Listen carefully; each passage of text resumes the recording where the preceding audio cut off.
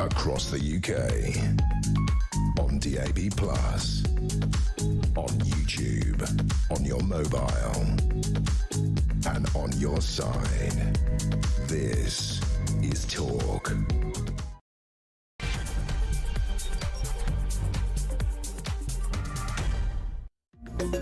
Hello, good evening to you. This is Talk, and it is Petrie here with you through until 1 o'clock. And of course, coming up at midnight, it is your chance to talk back. And what I want to talk to you about at midnight is the unemployed numbers, right? So there's a big story out today saying that the number of unemployed people in the UK, the number of employed people, I don't know why they've put it this way around, has fallen, as opposed to saying that the number of unemployed people has risen. I don't get that. But anyway, so it's reflecting low wages, weak hiring. All of these things are the cause of the unemployment numbers going up, remaining stubbornly high, while we import people to come and work in our industries. So I want to know from you why you're unemployed. And I don't mean that, you know me by now, I mean genuinely. Is it because you're disabled but able to work but nobody will employ you? Is it because there's no jobs where you live? Is it because it's just not worth it, that the money's just not good enough, that you can't trust employment, that you've been sacked or you've lost your job to redundancy so many times that actually the stability of being on unemployment benefits is exactly what you need right now? Is it because of the cost of housing? Is it all of these things that play into why people are unemployed? I don't buy into the narrative that everybody that's unemployed is feckless and useless and lazy. I believe there are those people, of course there are, who would just prefer a life of taking money out of our pockets than actually putting it in their own. But I think it's more complicated than that. So that's what I want to examine at midnight, are the reasons why you are not currently working. A lot of it will also because you've got caring responsibilities, that you cannot go and get a job because the person you're caring for doesn't just get ill between 9 to 5. So all of those reasons, is it because you've got children? Is it because, I don't know what the reasons might be, but I want to get some evidence, if you like, as to why it is that so many people in this country are out of work. If it is because you can't be bothered, I'd love to hear from you as well. You know, all comers, everybody is welcome, and that's why it's called Talk Back, because I want to hear your stories, I want to hear your opinions, I want to hear your views. It's all about you. So do pick up a phone and give me a call, 0344 499 1000. Calls are charged at the national rate, but we do of course call you back, and you can message me as well. Text the word talk and your message to 87222. So I really look forward to hearing from you on that, because I think it'll be interesting. I think there are so many reasons that people are not in work, and actually want to be in work, would prefer to be in work if they could get the job that they wanted, if they could get the job that paid them enough money, if they could actually be accepted into a job because they're disabled or have other issues, if they could take a job and yet they're doing caring. So I don't think it's as simple. I'm not the usual, oh, it's because you're lazy. I think it is more complicated. So do pick up the phone and give me a call. I really, really look forward to hearing from you. The rest of the programme looks like this. Between 11 and 12, we have Cody Darla. He's going to be here. He's the comedy writer and host of the Truth in My Opinion podcast. He's going to be here to be going through the front pages of the newspapers for tomorrow. Bill Keeler, we love Bill Keeler. He's host of a phone-in show in New York, and he's who we've chosen to ask about the first year of President Trump, because he is non-partisan because he's like me. He talks to you. He talks to people, actual people. So he's hearing from the grassroots, what people genuinely think about Donald Trump's first year. So we're going to be talking to Bill Keeler about that. Also, we're going to be heading off to Davos, which is normally so boring that I wouldn't touch it. But this year it seems actually it's going to be quite an interesting one. Donald Trump appears tomorrow, and they've gone back, by the way, to their original idea for Davos, and that is the spirit of dialogue is what they're calling it. I think Donald Trump thinks he's going there and he's going to come away with Greenland in his back pocket. Maybe he will. I don't know. So that's what's coming up with that. We're talking to Cynic Harvey, who is a Lib Dem politician. So we'll be chatting to him about what is happening in Davos and what the likely outcome is for Donald Trump and what the other European leaders are saying. And actually, Gavin Newsom was there earlier as well, and he said he had some pretty strong words for UK politicians. The line, "I should have brought knee pads with me," when he was talking about dealing with Trump over Greenland and the tariffs. So all of that is to come in the next 3 hours. We're trying at the moment to get my first guest on the line. We're going to Ontario in Canada to speak to the former member of the House of Commons of Canada. He's an author and a leader of the resistance, a guy called Charlie Angus, but I think we're having a few problems. He'll be with us shortly, I am told.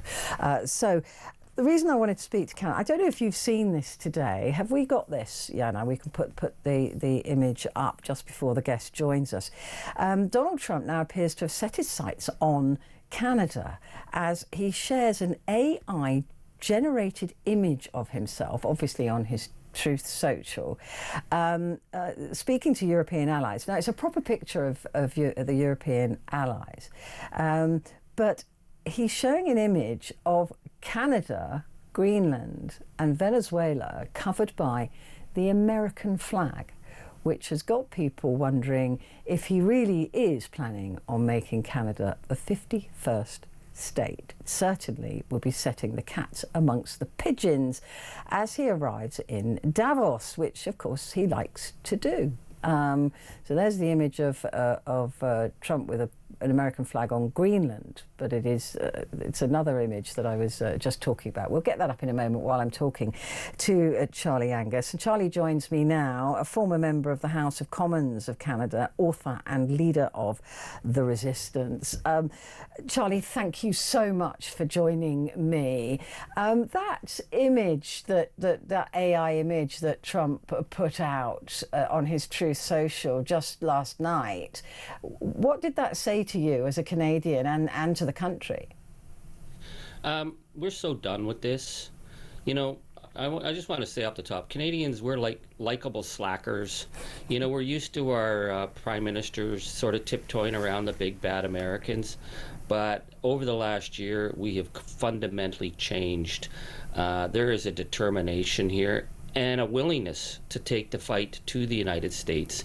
So this kind of taunting and baiting of us, it means nothing to us anymore. We recognize that we are in for the fight of our lives, and I think we've already done enormous damage to the U.S. economy. Canadians just won't buy anything American. We've caused billions of dollars of damage to their economy.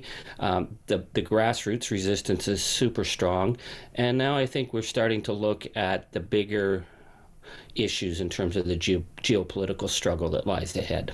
When you say you're fighting for your survival, do you literally mean as an independent country? Do you think that Donald Trump is joking, or do you think he is serious?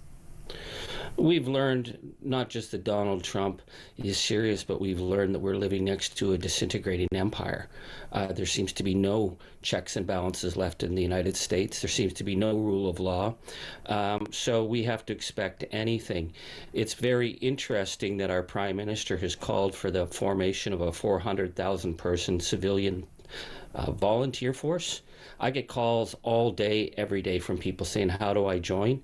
We see just this today, it was released information from unnamed sources in Canada's military defense that Canada is gaming out a counterinsurgency war against the United States. This is unprecedented. We would never have been here in a million years in our minds, but we recognize that the kind of gangster nation that we have on our borders that would threaten Greenland, that would invade Venezuela, take out their leader, and then leave everything else behind and say, you owe me 50 million barrels of oil. This is a gangster state. So Canada will defend. We are a democratic nation.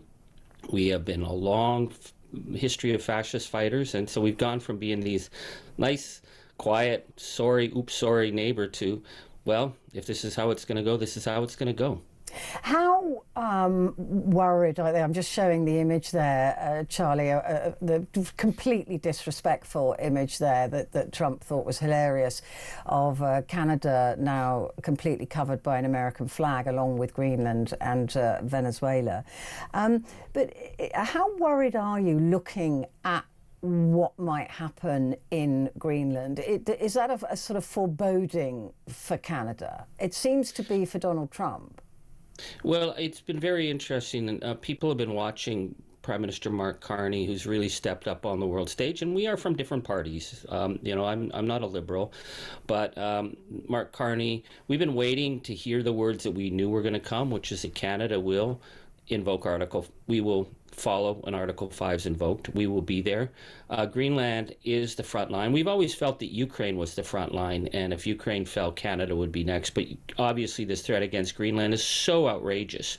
This is so unbelievable. And again, we're looking at the United States and we say, where are the adults here? It's like dealing in terms of negotiations. I think the worry that many Canadians I talked to had was that that our Canadian leaders would hope and believe we could get a deal. I mean, it's like dealing with Al Capone in his syphilitic phase. There's no deals that get made with this guy. So we will be there for Greenland. Greenland's the first line. If he backs off on Greenland because of the European threat, he may just as likely turn to Canada. So this is why all scenarios are on the table right now. Because my understanding is, from what I've been reading, and I'm a voracious reader of geopolitics, by the way, Charlie, it's my bag, is that he, behind the scenes, is talking a lot about Canada and how much he thinks he should have Canada. He's not doing it on the world stage as much as he did sort of last year, the middle of last year. It was embarrassing, but now it's all behind closed doors. Is that more worrying than him teasing you and poking you and talking about Canada being the 51st state? It's been extraordinary, the change that I've seen in Canada over the last year. I've traveled from one end of the country to the other. I'm doing these resistance town halls talking about democracy and how we defend ourselves. The sense of certainty and the sense of purpose is so strong. People think back, we don't have anything in our memory except, Canada when we were just 11 million people, and when your people were being pulled off the beaches of Dunkirk, our people were already on the shores in Britain defending it. People talk about that now. So when we see that our Prime Minister and the military are gaming out a counterinsurgency, Mujahideen-style defense of Canada to pull back from the borders if he comes over with a plan to, according to the military, inflict massive casualties, we don't want to be here. But if this is where we are, whether Donald Trump says it behind the scenes or jumps up and down or takes all his clothes off and dances on the desk and says he's going to have Canada, it's going to go one way or the other. But Canada will not break, Canada will not bend, and Canada will stand with our allies. And it was fascinating today when we saw our Prime Minister in Davos, and he started to talk about a new alliance, which would be our allies in Europe and our allies in Asia. And Canada sees itself as a linchpin in this struggle. So this is where we're going to be. Whatever he does, he's going to do. But whatever we are going to do, we're going to do it well. Do you think that, because King Charles, your king as well, do you believe that he should cancel his visit to the White House in light of what's going on? I think Canadians expect more. We expected more, I think, from Keir Starmer. Again, we're old allies. I mean, we were there on day one. Our young people were there in the Battle of Britain on day one. But I think it's outrageous that the king would go and visit him while this threat's happening. I know he's worried about the UK, but if he's technically on our dollar bills, then he should be doing the job. But again, Canadians are not, our backs aren't, like, we're not getting up and we're not freaking out. It's a different feel that I've never seen before of Canadians who understand when the time comes, and people say this to me all the time, we will be ready, we will do what we have to do. We are a small population over an immense northern geography, but we're really nice until we're not. I've always felt a closer kinship with Canada. I have to be completely honest with you, than I have with America. When Trump goes one way or the other, because as much as he might think he could live forever, he's not going to live forever. Will Canada ever go back to the reliance that it had, is breaking away from now with America? Has that relationship been fundamentally now broken forever? I think it's very clear when you hear our Prime Minister speak and when you talk to Canadians. I mean, we're cousins. We're cousins of the UK, but we're also very close cousins of the United States. We have lots of friends there. We have lots of family. We travel back and forth, but we will not step foot over that border anymore. I don't see how it goes back, because this isn't about Trump. This is about the absolute failure of the United States political system to call this man to account, the failure of their legal system, the fact that they're, attacking people on the streets with paramilitaries. We're looking at that and we're saying, how is that possible in a democratic nation? We just signed this massive trade deal with China. We have very, very bad blood with China. And historically. India. And you're heading over to India as well. And India. Yeah. I mean, we have had such, parliamentary investigations into, their interference, their human rights records. The fact that our Prime Minister said that China right now is more basically trustworthy than the United States tells you that old alliance is over. And I think what's going to happen in the coming months, if they don't go to code red, we will be seeing the massive economic threat from our North American trade deal disintegrating. But what you're seeing is that the United States economy is not doing that well. We've destroyed their whiskey market. We've destroyed their wine market. It's down 96% in terms of exports. It's gone. Billions and billions of money spent by Canadians in Florida and Arizona and New Mexico every year. Those people are in Dominican Republic, they're in Portugal, or they're staying home. But there's a real sense that we're in this together, and we will not let them push us around. So that are the Democrats going to come back in the midterms and say, hey guys, it's all okay?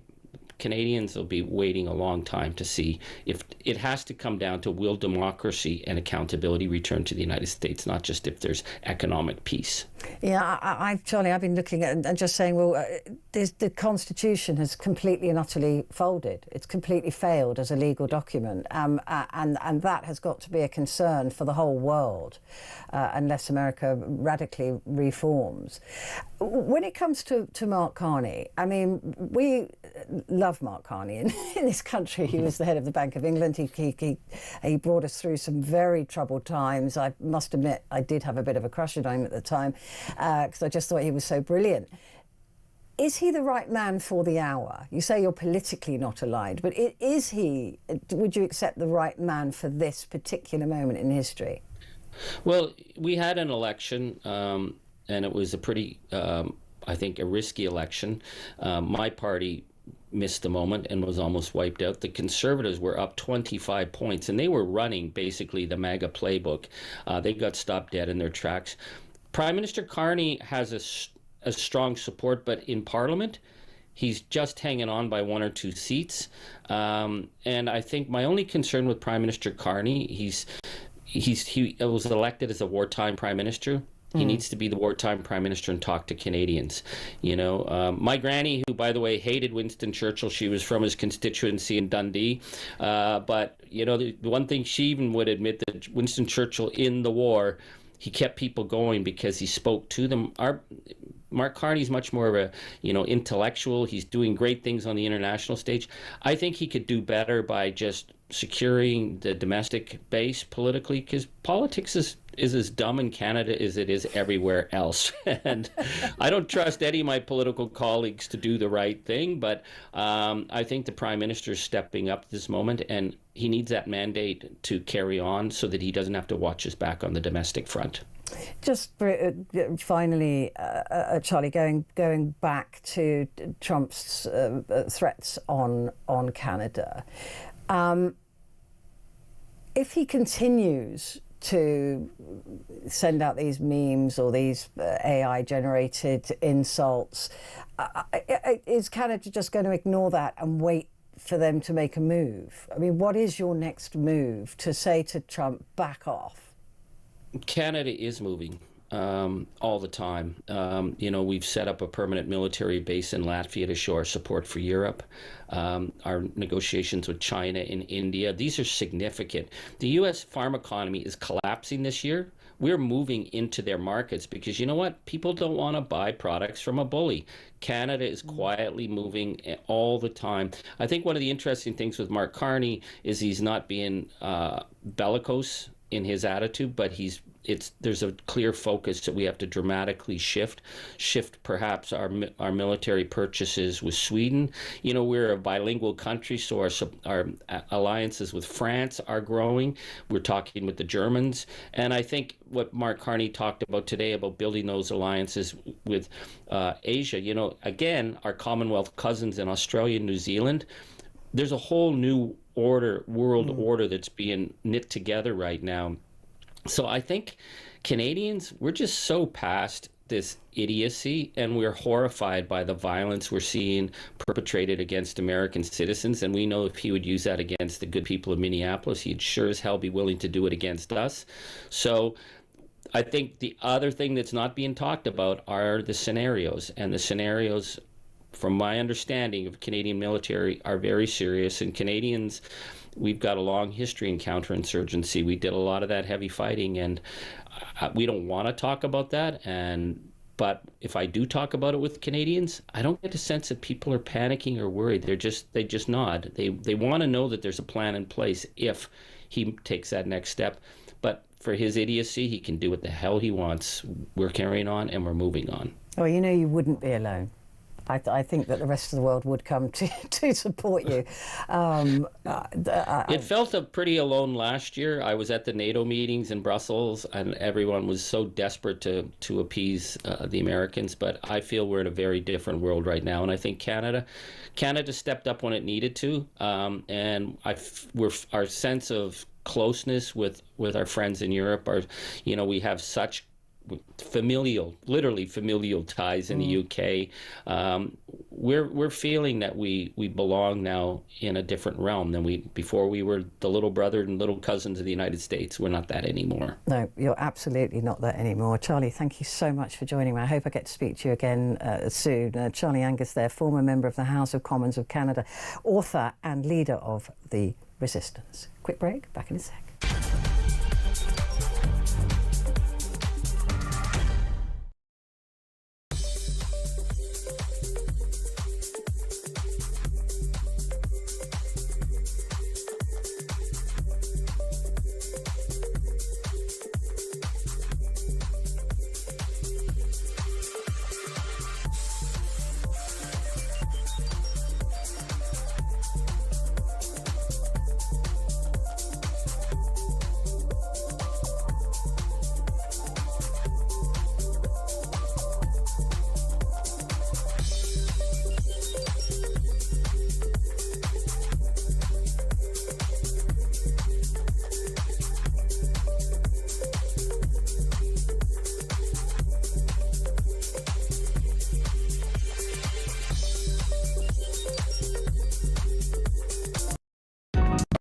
across the UK, on DAB+, on YouTube, on your mobile, and on your side.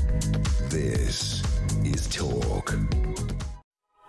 Hi there, good evening. It's Talk, it's Petrie, and coming up, we've still got to head to Davos, and we're going to head to New York as well. Very international today. Canada, Davos, New York, and then London.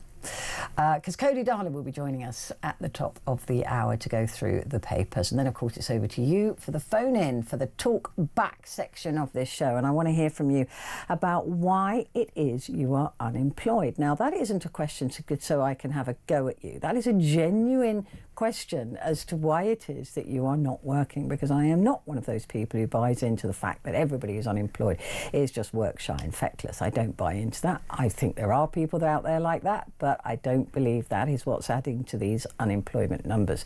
So I want to know what's adding to the unemployment numbers. Is it because there are a lack of well-paid jobs? Is it because there are no jobs in your area? Is it because you've got caring duties? Is it because you've got a disability and nobody will employ you?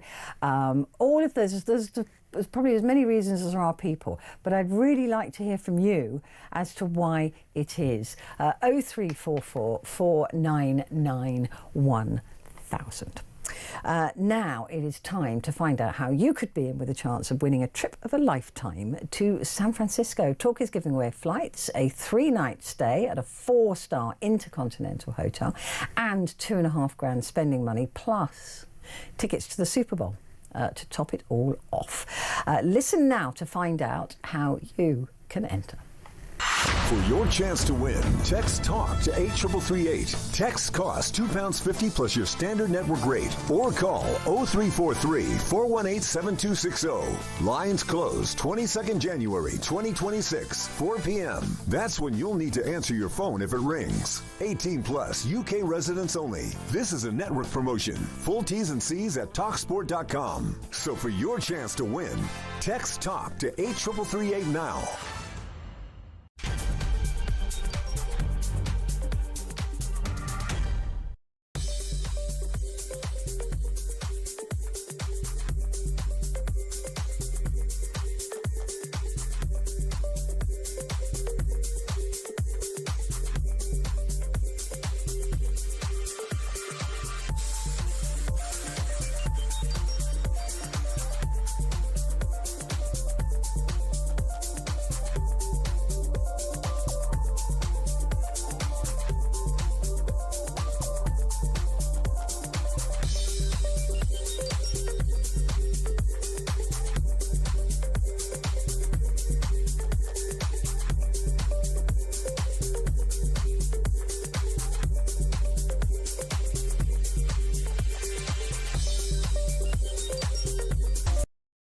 Across the UK, on DAB+, on YouTube, on your mobile, and on your side.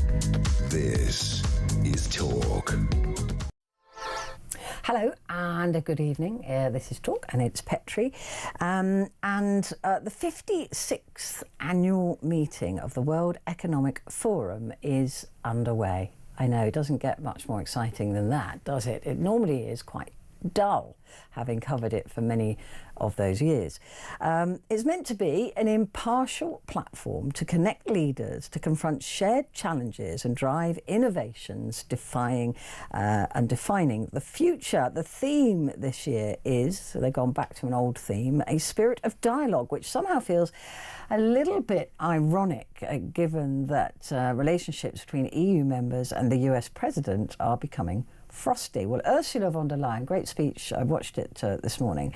The President of the European Commission spoke of recent geopolitical shocks and called a independent Europe, a necessity. She said that the EU's response to Trump's tariffs over Greenland will be unflinching, united and proportional, and discuss potentially historic trade agreements with India. Well, there was Donald Trump is due to arrive tomorrow at Davos, muchly anticipated, but there was another American there today, and that was Gavin Newsom. And this is what he had to say to the European leaders. I can't take this complicity. People rolling over. I should have brought a bunch of knee pads for all the world leaders. I mean, handing out crowns and this is pathetic. Nobel Prizes that are being given away. I mean, it's just pathetic. And I hope people understand how pathetic they look on the world stage. Ouch. So, how has that gone down? Let's find out now by talking to Sir Nick Harvey, who is a CEO of European Movement UK and Lib Dem politician. Hello, good evening to you. That made me flinch when that was on the television this morning. How's it gone down in Davos?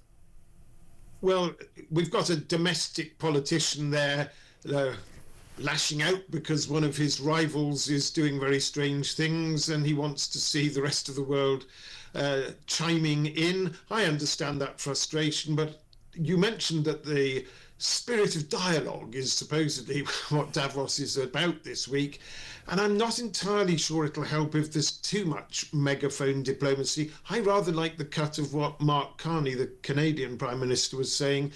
Actually, between us, we've got an awful lot of economic leverage that we can bring into this equation, and if the Americans are going to behave like this, then Europe, Canada, Australia, New Zealand, Japan, others around the world may just have to get into a closer dialogue with each other about how we use our combined economic weight to plough our own furrow and cause the Americans to think again.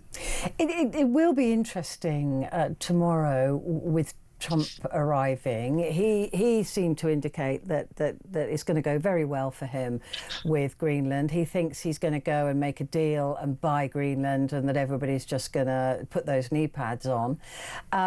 What is he going to be faced with tomorrow? Because I don't expect him to be as popular as he thinks he is.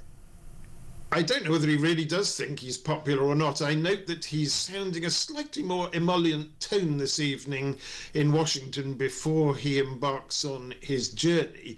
If he arrives in the same truculent form he's been the last few days in Davos, he's going to get as frosty a reception as the weather outside, and he really will run into an awful lot of hostility, however diplomatic people are feeling. But I don't think he can really prosecute his case this week. Nobody agrees with him. Nobody's going to show him any sympathy in this ambition whatever.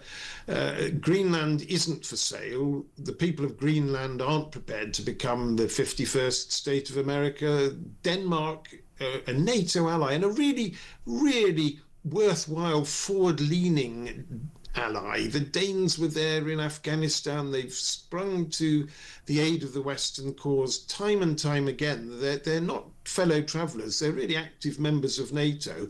And it is absolutely monstrous to be casting these ambitions on the territory of a fellow NATO member. Now, he cloaks it all in this nonsense about security, but the reality is that NATO as a whole and many of his allies at Davos should be talking together about security and how we look after the far north, and America in combination with the Europeans could really triumph and hold the security in the far north where we want it. But this division that he is wreaking is not going to do anyone any good. And I think most people see through it. They know it's not really about security at all. There are plenty of solutions to the security question. It's really about precious minerals. And I'm afraid Donald Trump is a property speculator at heart, and he's just trying to do that again here.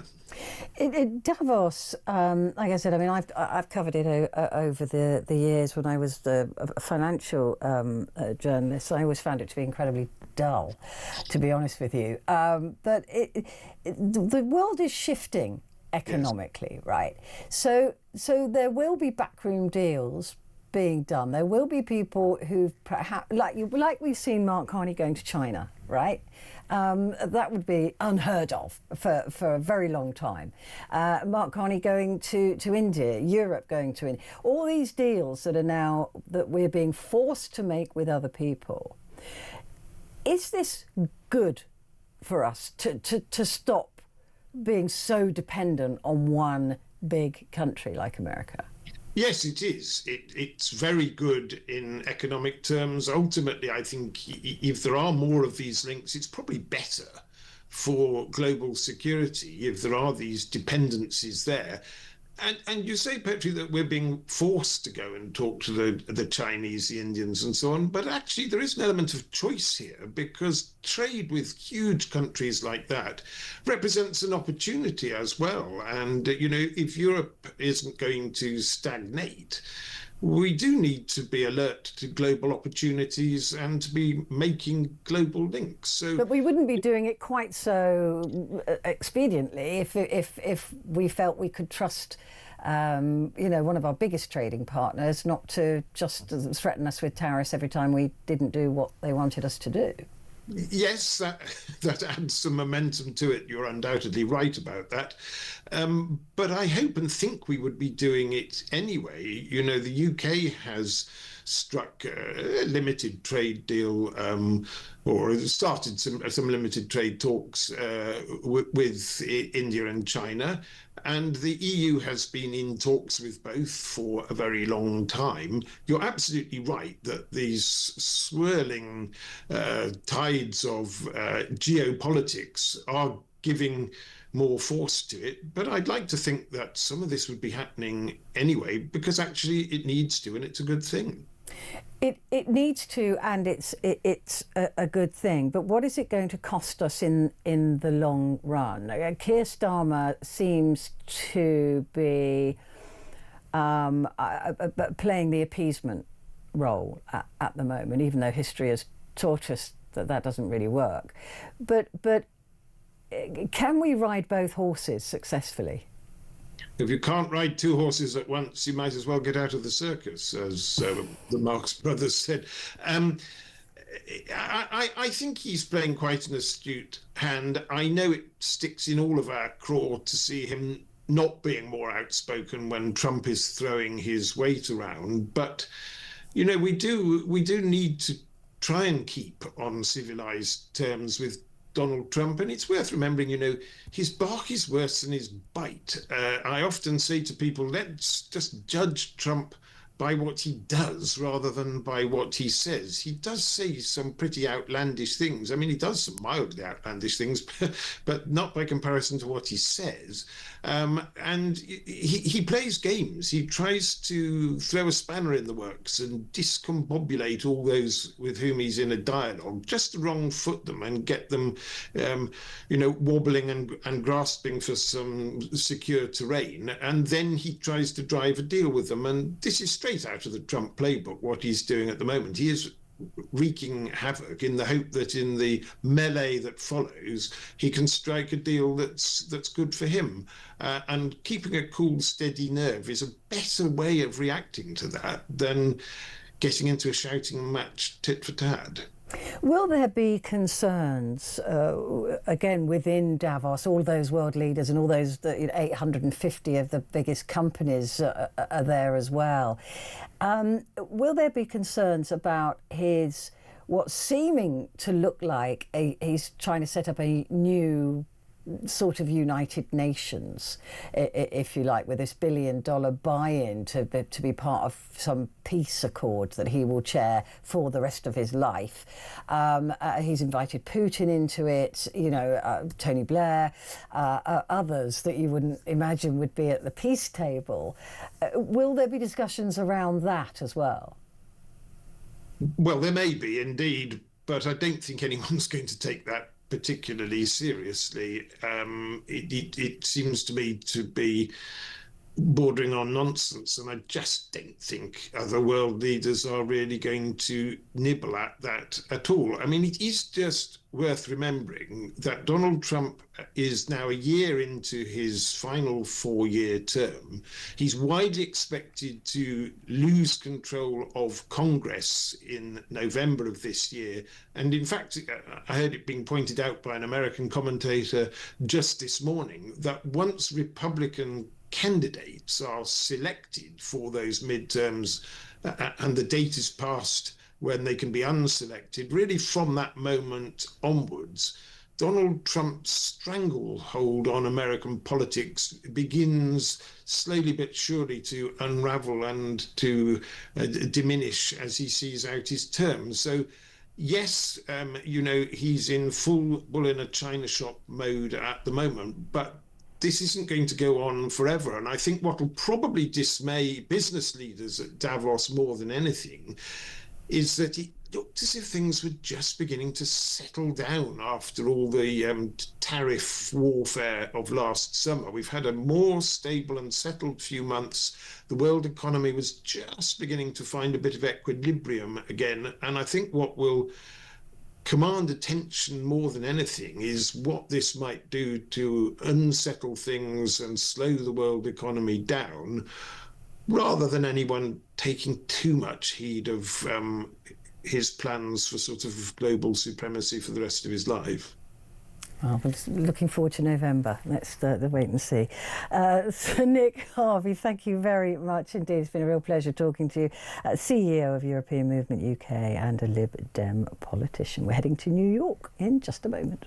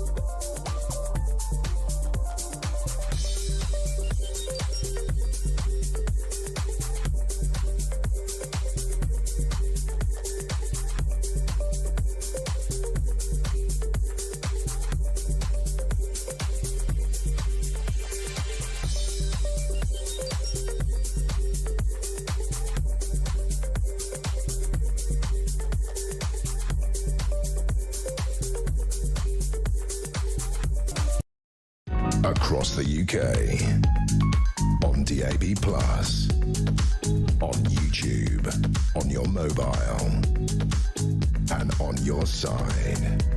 This is Talk. Hello there, good evening to you. This is Talk, and it is Petrie here with you. And I know it's been a Trump-tastic couple of days, but with Greenland and all of the news around that as well. And of course, today marks his first full year since he was inaugurated as President of the United States of America, the 47th president.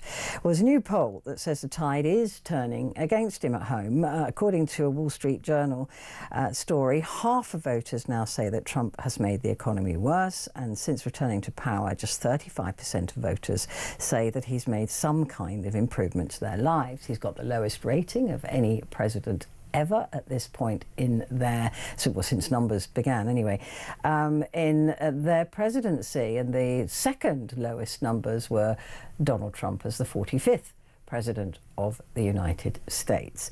So I want to just have a look back on his year, and the person that we thought was absolutely the best person to talk to about this is our wonderful Bill Keeler, host of First News with Keeler on WIBX Radio in New York, because he does a phone-in like me, so he talks to actual people, not just politicians.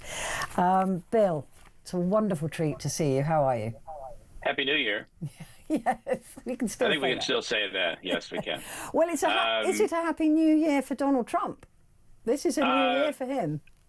I'm not sure it's a happy New Year for all Americans. His approval rating is somewhere in the low 30s, which means somewhere in the upper 60s. There are a lot of people that are just not very happy right now. Well, let's look back at what he's achieved in the last year. What is it difficult to pinpoint something that he's done well, or is it easy to do that? Look, a lot of people will say, look, he's sorted out the southern border. There are just only a few thousand people crossing now, as opposed to hundreds of thousands of people. A lot of people will see that as a positive, and will see that as a positive in the States. It is interesting when I was watching a lot of interviews today on my show this morning, a lot of phone calls. I'm on a conservative station, so many of the people who I hear from are very happy with President Trump, and they see things much differently. They see Minneapolis differently. They see the shooting that occurred there very differently. And one of the things that I think most people can agree with is that shutting down, taking control of the southern border is a victory. But it was very interesting to watch President Trump's 90-minute plus press conference today, going over his accomplishments. And he can't understand why 70% of America is not happy right now. He feels they've done a tremendous job. Everything, he's saving Christians, he's saving Jews. He didn't mention Palestinians. He's saving Minneapolis from the hundreds of thousands of rapists and murderers that they've taken out. Now, that's a lot of murderers. It just was one exaggeration after another. And then when it comes to the price of goods, when obviously President Biden had inflation at one point. Now, he could blame that on Trump. That was only 2 years into his administration. He could say, well, that's Trump's economy, not mine, which is what Trump is saying about Biden still today. But when Biden left office, inflation was at about 3%. Right now, inflation is just a little bit below 3%, yet Trump tells us we have no inflation. So I guess if you say something over and over again, you see things that are positive, and people begin to believe it. It's that old line from George Orwell, isn't it, as well? The last was to tell you to not believe your eyes and your ears, but that what you're being told to believe is the last removal of freedom. Because people, presumably, when they go shopping, you know, he said in that speech that he got egg prices down to lower than when Biden was, even before he said that he got those egg prices down, they're actually up 3.9%. They haven't. They're lower than they were, but they're not lower than forever. But people must recognise that surely when they go and buy shopping, groceries. Well, I think the average person is not going to look back and realize that a dozen eggs in the United States was over $8 for a dozen eggs during Biden. But that happened about 2.5 years into his presidency because of a bird flu virus. And by the time he had left office, prices were coming down. It is true. Trump did lower prices on eggs. And it did happen by most likely the month of March, where prices came down and were a little bit lower than we were paying in December when Biden was still in office. But the price of beef has skyrocketed. The president says gasoline is costing us so much less. Not really. It's a little bit less. It's certainly less than the spike that occurred early in Biden's administration. But all of this was trying to recover in an economy that was post-COVID. So, home heating, cooling your home, electricity, gasoline to heat your home, all of these things have gone way up. Insurance is up. So he's making the same mistake that Biden made by telling us, actually, the economy is doing really well, but people didn't feel it. And Trump is doing the exact same thing going into the midterms here. And that could be a big problem for Republicans. The other thing that his base or voted him in on was the fact that he was going to be the peace president. And since he became president, there are 12 countries that he's either bombed or threatened to attack. Right, 12 countries. Does that still hold up? Do they believe the eight wars that he's ended, this peace president? Again, it's kind of like they're being told one thing, but what's happening is another. Yeah, I'm not sure how how much your viewers follow someone like the former now Congresswoman Marjorie Taylor Greene. But her beef, who used to be a huge supporter of President Trump, her beef with Trump is that this was supposed to be an America First presidency, and we're all over the world. We're involved in so many different conflicts. And the president did say today, I have ended 8 wars. I have saved, again, I love the extremes. I have saved tens of millions of people just in a simple year of presidency here in the United States. I mean, you could be a Trump supporter and a lover and a believer of everything, but I don't know how you believe that. Oh, well, it's the same with the 1,200% drop in drugs prices. Yes, yes. Apparently, you're all being. Somebody's feeling it. I'm not. Apparently, you're being paid when you go and get drugs now. Yes. So the other thing that Trump was voted in on was draining the swamp. Was the Epstein files? They were gonna come out. He promised that, right? And was it only last Friday a late night vote was made with the Republicans to suppress the release of the Epstein files, even though a court had said they've got to be released in their entirety, redacted if necessary, but in their entirety. And Donald Trump signed an executive order to that fact, and yet still the Epstein files are not released in any significant way.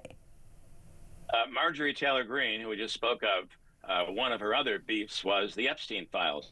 She stood up for the women and said, these should all be released, whether it hurts Democrats, Republicans, Hollywood, people around the world, it doesn't matter. No. They should be released for these victims. And President Trump said to her, according to her, if we release them all, it will hurt many of my friends. Well, if that's true, that's just horrific. And they really ran on that campaign promise that they were going to be released. And it's amazing that only 1 or 2% of the documents have been released, despite the fact that there's a court order and it was passed in Congress that all of them will be released in December. So this is a problem for 70% of America. I mean, it was a no contest vote as well, wasn't it? It was clear immediately through the House. One member voted against it. Yeah, he'll go down in history. Yeah. But so what happens next then? I mean, there's an executive order, there's a court order, there's Congress, no contest vote. How have they gone back on that? And what happens next? A lot of people think that a lot of this posturing around the world at the moment is to distract from releasing the Epstein files. I mean, is America just completely incapable of holding anybody to account for anything? I never would have thought that of America. We are in a position that I've never seen before. I think it's one of the most difficult times since our Civil War. We are extremely divided, but what I worry about is Democrats have been talking about a constitutional crisis. A constitutional crisis would be if the Supreme Court were to rule for President Trump to take a certain action and he refuses to do it. Now, there's some vague areas where Democrats will say he's already done that, but it hasn't been egregious to the point where it's provable to all Americans, or maybe only 70% of them. But if this doesn't get released, we're going to reach that point. If Congress passes a law that no more military action around the world without congressional approval, and the administration does it, we're going to be in a constitutional crisis. This is more authoritarian than the United States has ever seen, and it's damn scary for citizens. Bill, what I keep saying this. So the whole premise of your country, the Constitution, the founding fathers, the whole society was built around this piece of paper, has turned out to be useless. It has no protection. It has no strength. It's a paper tiger, because if all it's taken is one man to go, I don't care about law, it's my own morality that leads my way. The whole of America is going to have to whether it's under Donald Trump or somebody else, is going to have to rewrite this thing, right?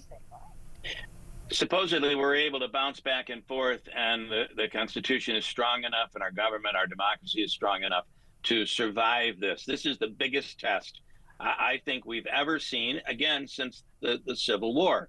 And it is going to take one thing here. It's going to take Republicans, and it seems to be beginning to happen quietly, but it's going to take Republicans to say, I don't care if he primaries me.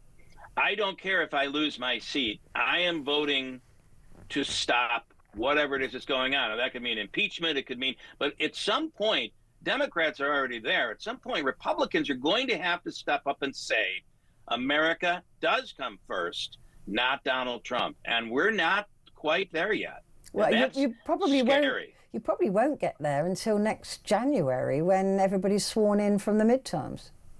That's a long time. That is a long time. This year is going to be a long year. I cannot tell you that. I just want you to know there are many Americans that are very fearful right now. This is a scary time. Yeah, I know. I just spend a lot of time checking in on you guys on various places. This man will no doubt go down in history. Right, one way or the other. And history is always written by the victor. The winner writes the history. So he'll either go down as the greatest president that ever lived, or the worst president in America. Where's your money? I don't think there's a debate. I feel that what is going on in Minneapolis, what has happened with immigrants in this country, I feel that what is now happening around the world, Greenland, etc., there's only one way for history to read this, and it ain't going to be good for Donald Trump when it's all said and done. Well, hopefully we'll be around to see history being written, Bill. I certainly hope you are anyway. You're a fabulous bloke. Thank you very much indeed for joining me, Bill. It's always such a pleasure. Bill Keeler there, host of First News with Keeler on WIBX Radio in New York. Right, so coming up, of course, we've got the papers, and Cody Darlow will be here to go through those with me in just a moment. And then, of course, it's Talkback, so get ready to pick up your phone.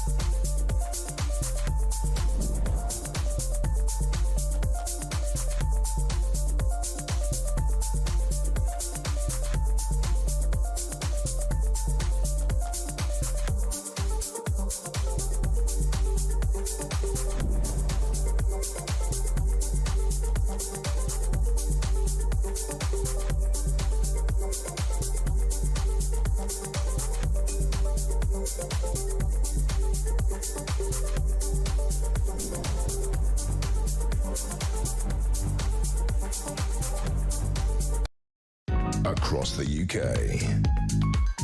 DAB+, on YouTube, on your mobile, and on your side.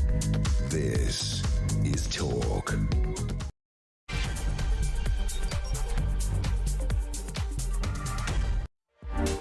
Hello and a very good evening to you. This is Petrie here with you through until 1 o'clock. And of course at midnight it is your chance to talk back. And I wanted to talk to you about the number, the way they've written this is so bizarre. The number of employed people in the UK falls again. That's just really confusing. The number of unemployed people has gone up, surely is the right way to put that. But anyway, I want to talk to you about why it is that you are unemployed. Because as I've repeatedly said, I'm not one of those people who thinks that you're all just feckless, work-shy, lazy scumbags just not working because you don't feel like it. I believe there are people like that. I'm not naive. But I think that it's so easy to fall into that narrative, to say that those that aren't working, there's plenty of jobs. We're having to get loads of immigrants to fill those jobs, so there's loads of jobs. Why aren't you working? I don't think it's that simple, and that's what I want to examine at midnight. You know, there will be people with caring duties that they've got to do, and they can't just say, well, 9 to 5 that person won't need caring for, right? So you've got those. You've got people who are disabled, who would love to work but can't get anybody to employ them. You've got people who've been made redundant perhaps later in life and nobody will employ them because they're not young and cheap. Maybe there's no work in where you are. Certainly the hospitality sector and all of those jobs that we all rely on, all of us rely on, I've relied on them to fall into. If your job dries up, you can always go and get a job in a pub, right? All of those jobs are falling as well. Lower pay in the private sector as well is driving people to claim benefits, being on benefits, being trapped on benefits. Because if you do get a job, then you lose your benefits immediately. They've got to ratchet those down. And then if that job doesn't work out, it takes you months again to get back onto those benefits. So if you've got a family, you're going to sit there and go, well, actually, I'm better off just staying where I am. So that's the way I'm looking at it. But I'd like you to add to be the conversation and just tell me why it is that you are not working right now. And if it is because you can't be bothered, I'd love to hear from you as well. So do give me a call. I want to just sort of, I suppose what I want to do is for everybody else that's listening is to maybe just be educated that everybody is not just a workless, feckless, whatever, scumbag. So that would be good. That would be good. So do give me a call. 0344 499 1000. Calls are charged at the national rate, but we do call you straight back. And you can text the word talk and your message to 87222. Right, joining me now is Cody Darla, a comedian, a comedy writer, podcaster, all those sorts of things. Yes. As a comedian, comedy writer, I probably fall into that unemployed bracket. You probably fall into that unemployed bracket. I'll just hang on for 5 minutes extra after this hour and we can chat again about that. What is it like being an unemployed comedian? Yeah, exactly. But look, there's also that, isn't there, is that people are pursuing what they really want to do in life, and that might mean that they are officially unemployed. Is that a terrible thing? Well, I don't know. I don't know if I'm officially unemployed. No, I'm joking about it. No, I know, but as in, I don't know. I think people can't afford to pursue what they want to do. Yeah, maybe that is true. Yeah, I mean, I recognise what you were saying about pubs, you know. Like the safety net of employment gets lower and lower and lower each year. I mean, it used to be. I mean, for some people it's benefits. For others, it's going to work in a pub. That's always been my backup plan. Just go and work in a pub. Yeah, totally. And they're brilliant, and it's good money, and it's it's fun. Yeah. Hard work, but fun. But those jobs are getting fewer and fewer now, as well as we know pubs are closing down. Restaurants can't afford the staff anymore, so that safety net is being pulled as well. But when you see the numbers like this, it's remained at 5.1%, and there is that narrative, isn't there, that those of us who do work look at people who don't work and go, well, that's your fault. Yeah, of course. Yeah, because if we actually focused on whose fault it was, we'd look at the people in power. Ever since Thatcher gutted all of the industry in this country, it's been replaced by precarious, poorly paid work. People associate the fact that because people can work in cleaner, safer environments, that's necessarily better than what it was like in the 70s. Like, there's no meaningful work anymore. But you know, certainly in the northern towns, you'd have kids literally leaving the school gate and going straight into work. Yeah, and like, you know, there's a discussion to be had around, you know, no one's saying bring back the pit. No. But this idea that we are here by accident is ludicrous. The reason we have such precarious, poorly paid work in this country is by design, because since Margaret Thatcher we've had a plethora of different governments who refuse to get to grips with the fact that you need to provide good, stable employment for people and you need to invest in industries. We've thrown it to the free market, and lo and behold, all of our manufacturing has gone overseas and there are no jobs anymore. So, like, if, you know, people in wherever in the country, if a company isn't based there or whatever, there are no jobs. So this idea that someone is unemployed because of their own fecklessness is ludicrous. What if there are literally no jobs in your area? There are industrial towns, villages, cities in this country that used to be thriving communities of proper working class people doing good, solid work, rewarding work, community, that has been replaced by nothing. By at worst nothing, at best service sector jobs, you know. Like you say, the pubs are great. Pubs are great. I used to work in a pub.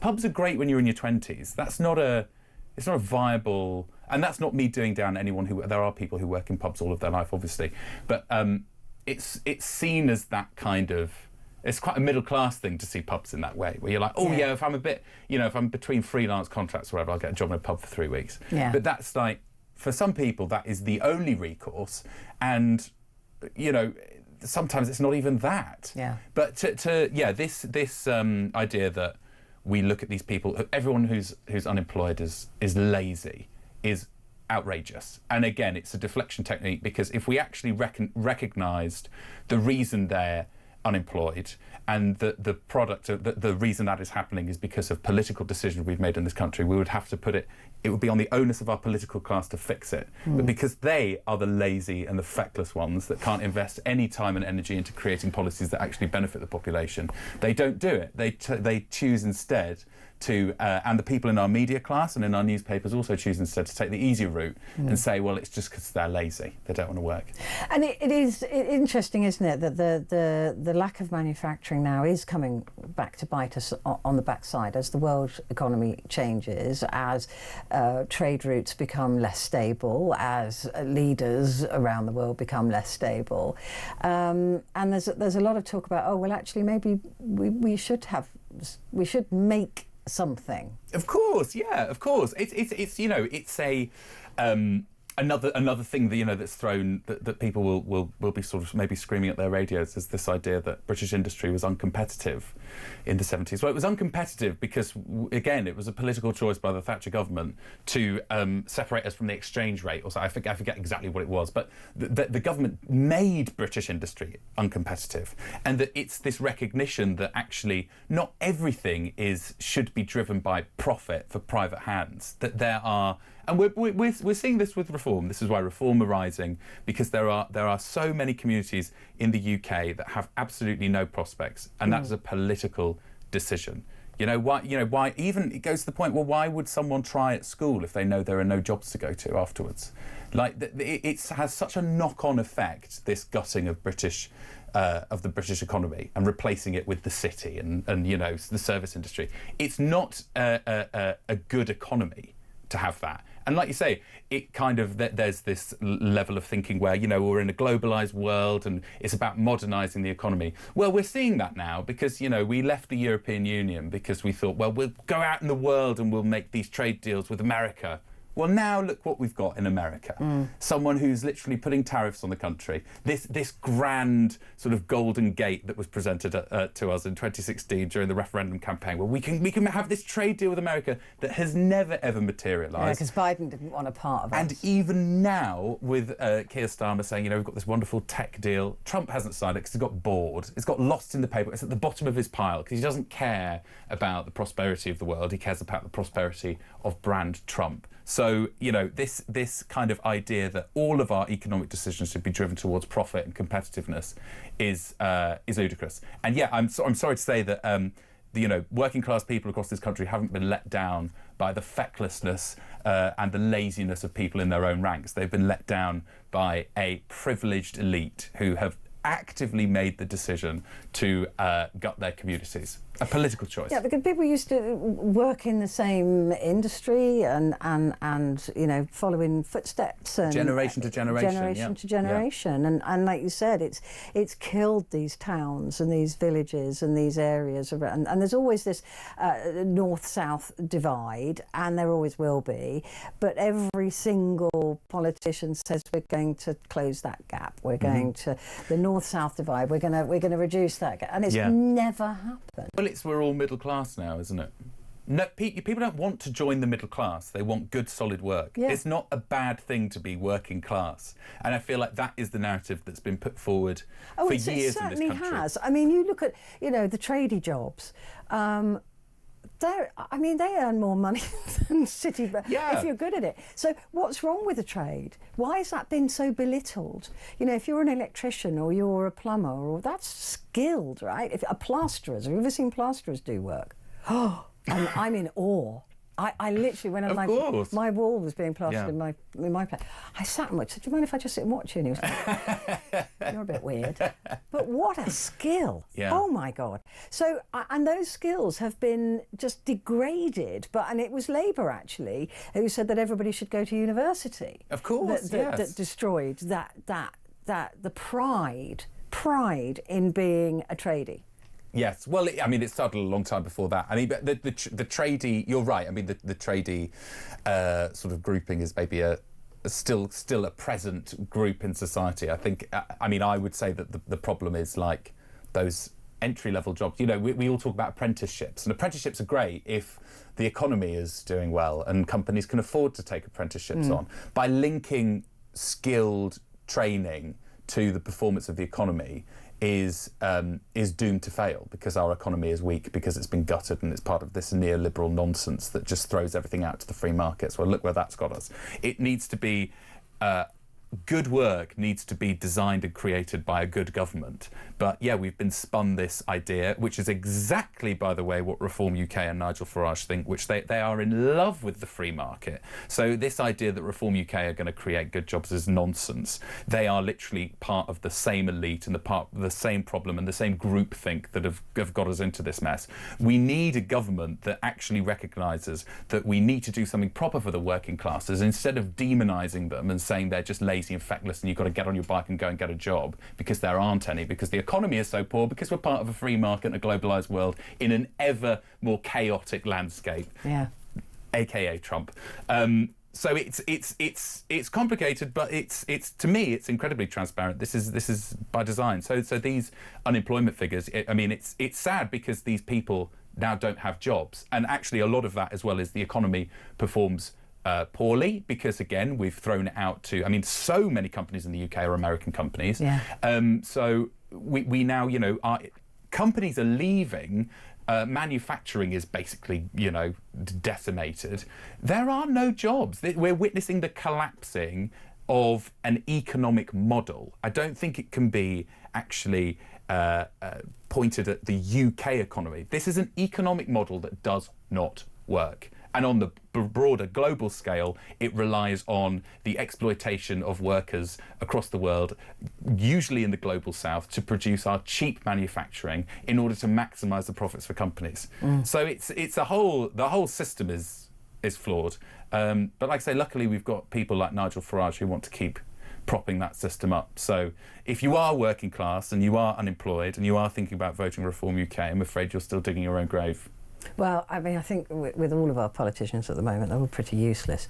But yeah, the whole thing about the good work for good people, because I think also it can't be underestimated how if you start your life on benefits, you lose all faith in yourself, you lose confidence in yourself. You think, well, I'm on the scrap heap, and there are kids on the scrap heap who are literally just coming out of school at 18, and they already feel like they've got nothing and they're never going to have anything. Completely. And so why should they bother engaging? Exactly. That's precisely it. Yeah. I think we talk a lot about ambition and gumption in this country. And like you say, I think that often glosses over this idea that if you are born into one of those communities that, you know, might formerly have been a vibrant community based around a certain industry or a certain factory, the fact that that is gone and has not been replaced by anything, you know, what do you want people to travel 100 miles to go and get a job in, you know, because that's another thing people like to say. It's like, well, get a train or get a drive. Wasn't it Tebbit that said get on your bike? Was it him? I think it was him. But, you know, this idea that people need to travel to get a job, I mean, it shouldn't be that. We should have a vibrant economy where people should be able to get a job. You know, okay, fine, you know, it's not the 60s where people could just walk in anywhere and get a job. But we need to think seriously about what an economy looks like and how we provide opportunities for people that isn't just if you don't have a job you're lazy.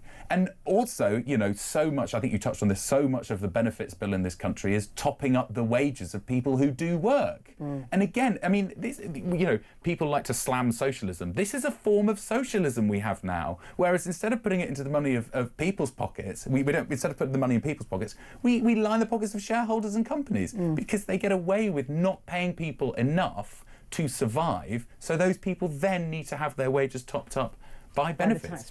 So, you know, this whole argument, this whole debate around unemployed people and the use of benefits is being polluted by the people whose very interest it serves, people who are privileged and elite and want to keep those systems that enrich them, aka our sort of neoliberal system where you can, you know, they're probably invested in EP, they get their dividends and everything. They don't normal people, but for as long as they can divert the attention of normal people who do genuinely need and crave good solid work, they instead distract those people with this idea that if you're not working you're lazy, if you're on benefits you're lazy, and one of the reasons you can't get a job is because of immigrants. It's nonsense. It's nonsense. The reason you can't get a job is because this economic system is collapsing. But you've also got, like I said, the woeful provisions for the care system.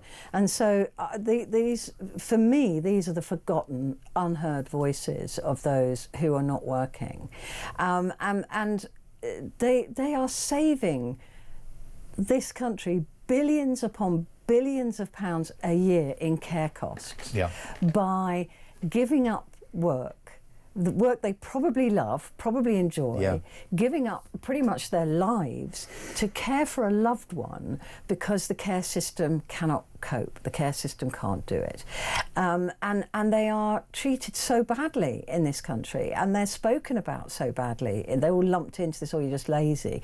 You know, your husband can walk, but sometimes he falls over. But you can go to work. But I don't know when he's going to fall over. So it's that as well, isn't it? The stay-at-home carers, they do such an incredible job for this country. Completely. And, you know, part of the argument for not having a better benefit system for them is that we can't afford it. Well, I guess, you know...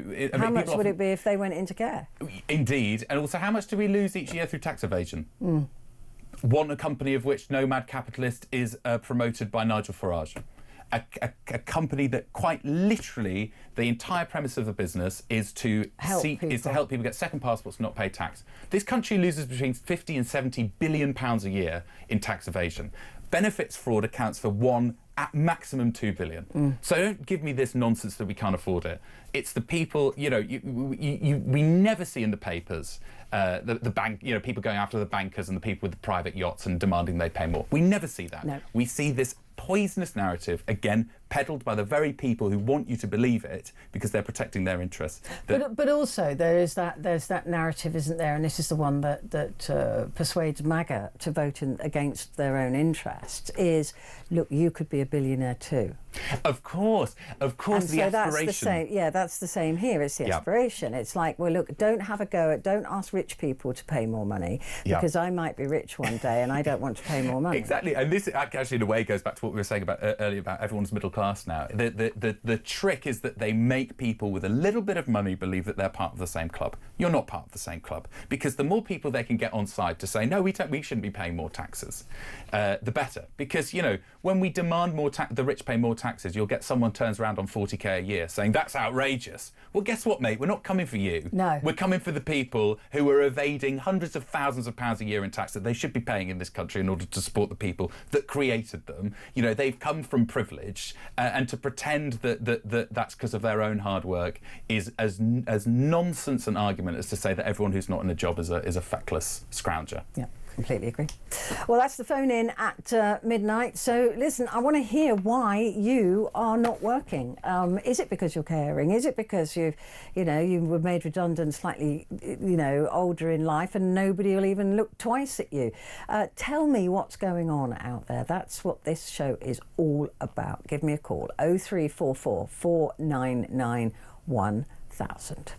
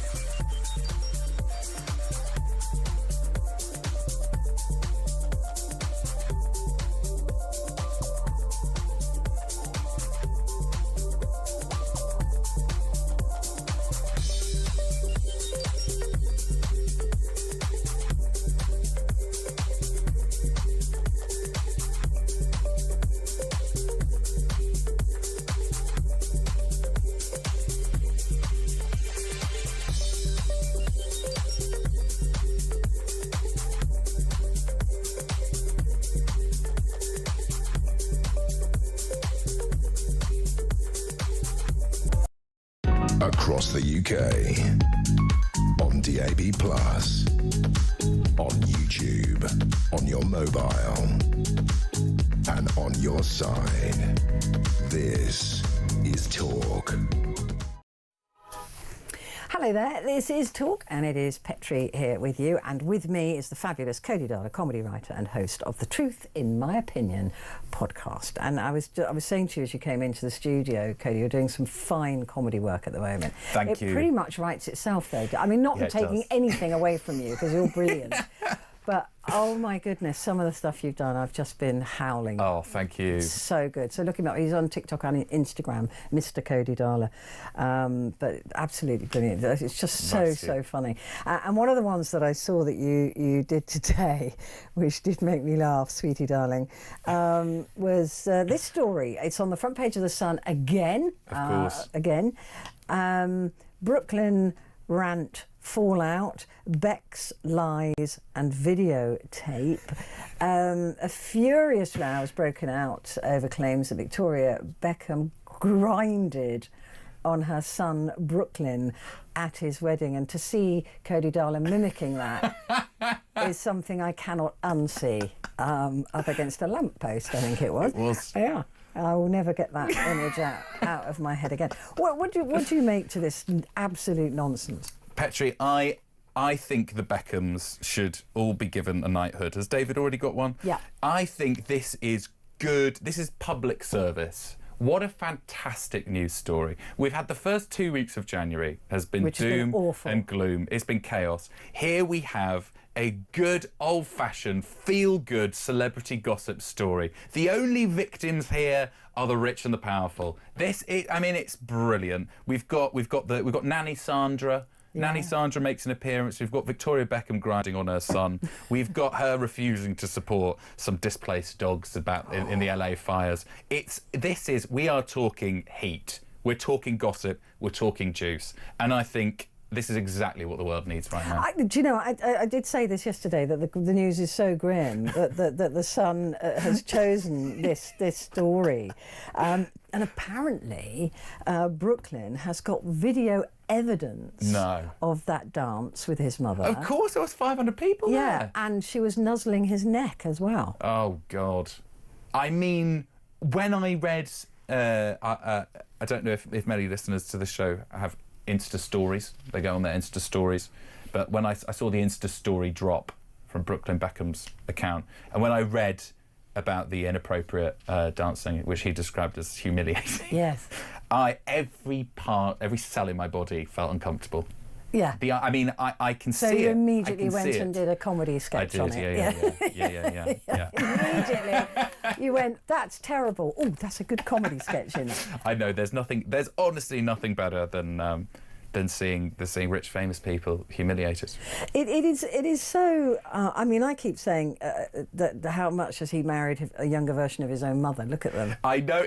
You know what? It's true. He is sort of asking for it. Yeah, and He is asking for it. they do look like mother and daughter, Yes. actually. But yeah, I mean, Maybe she thought Brooklyn was David. I mean, they do. Obviously, they have a resemblance. obviously You've got the same facial hair. I can see the mix-up after you've had a few wines. But did you see David David's at Davos for some reason at the World Economic Forum? I have no idea what he's Davos doing Beckham. there. Yeah, I have no clue what he's doing there, Sir David. But the reporters there who were there to cover this really dull, usually incredibly dull economic forum. I've covered it for years. It's awful. They're going, David Beckham's here. David, what do you think about your son? And there's all these Show us a dance move. There's all these very serious economic journalists going, "Oi, David, what do you mean?" It just made me laugh. They must be That's thinking, so I've funny. broken through into showbiz. Yeah, you know. comment from Nanny Sandra. Yeah, because normally they're so dull going, yes, well, the interest rates, and it's sort of incredibly dull. Yes. But they've now got David Beckham there that can, and he refused to answer. Of course. Well, the interest rates in Victoria Beckham's dance moves going through the roof. Yeah, So. Absolutely. And there's lots of very funny memes and things out as well about. Brilliant story. Brilliant. And you know, I was like this when I first saw it. I thought, oh, it's more nonsense. Like, who cares? But I really would encourage anyone who thinks who cares just to get stuck into this story, because after maybe a week, it's going to be doom and gloom again. I think you've got to enjoy it while it lasts. Just go with it. It might not be your normal taste, but just get stuck in and enjoy it, because it's a good old bit of fun. Yeah, I mean, it's a bit like that court case, isn't it, about the Wagatha court case? Yes, Wagatha Christie. Which we all Exactly. went, this is pointless, but then actually it became quite. And you get into it. Yeah. I mean, how long ago was that? This proves my Gotta be point a couple exactly. of years ago, isn't it? Couple of years ago. A couple of years ago. These sorts of stories come round every few years.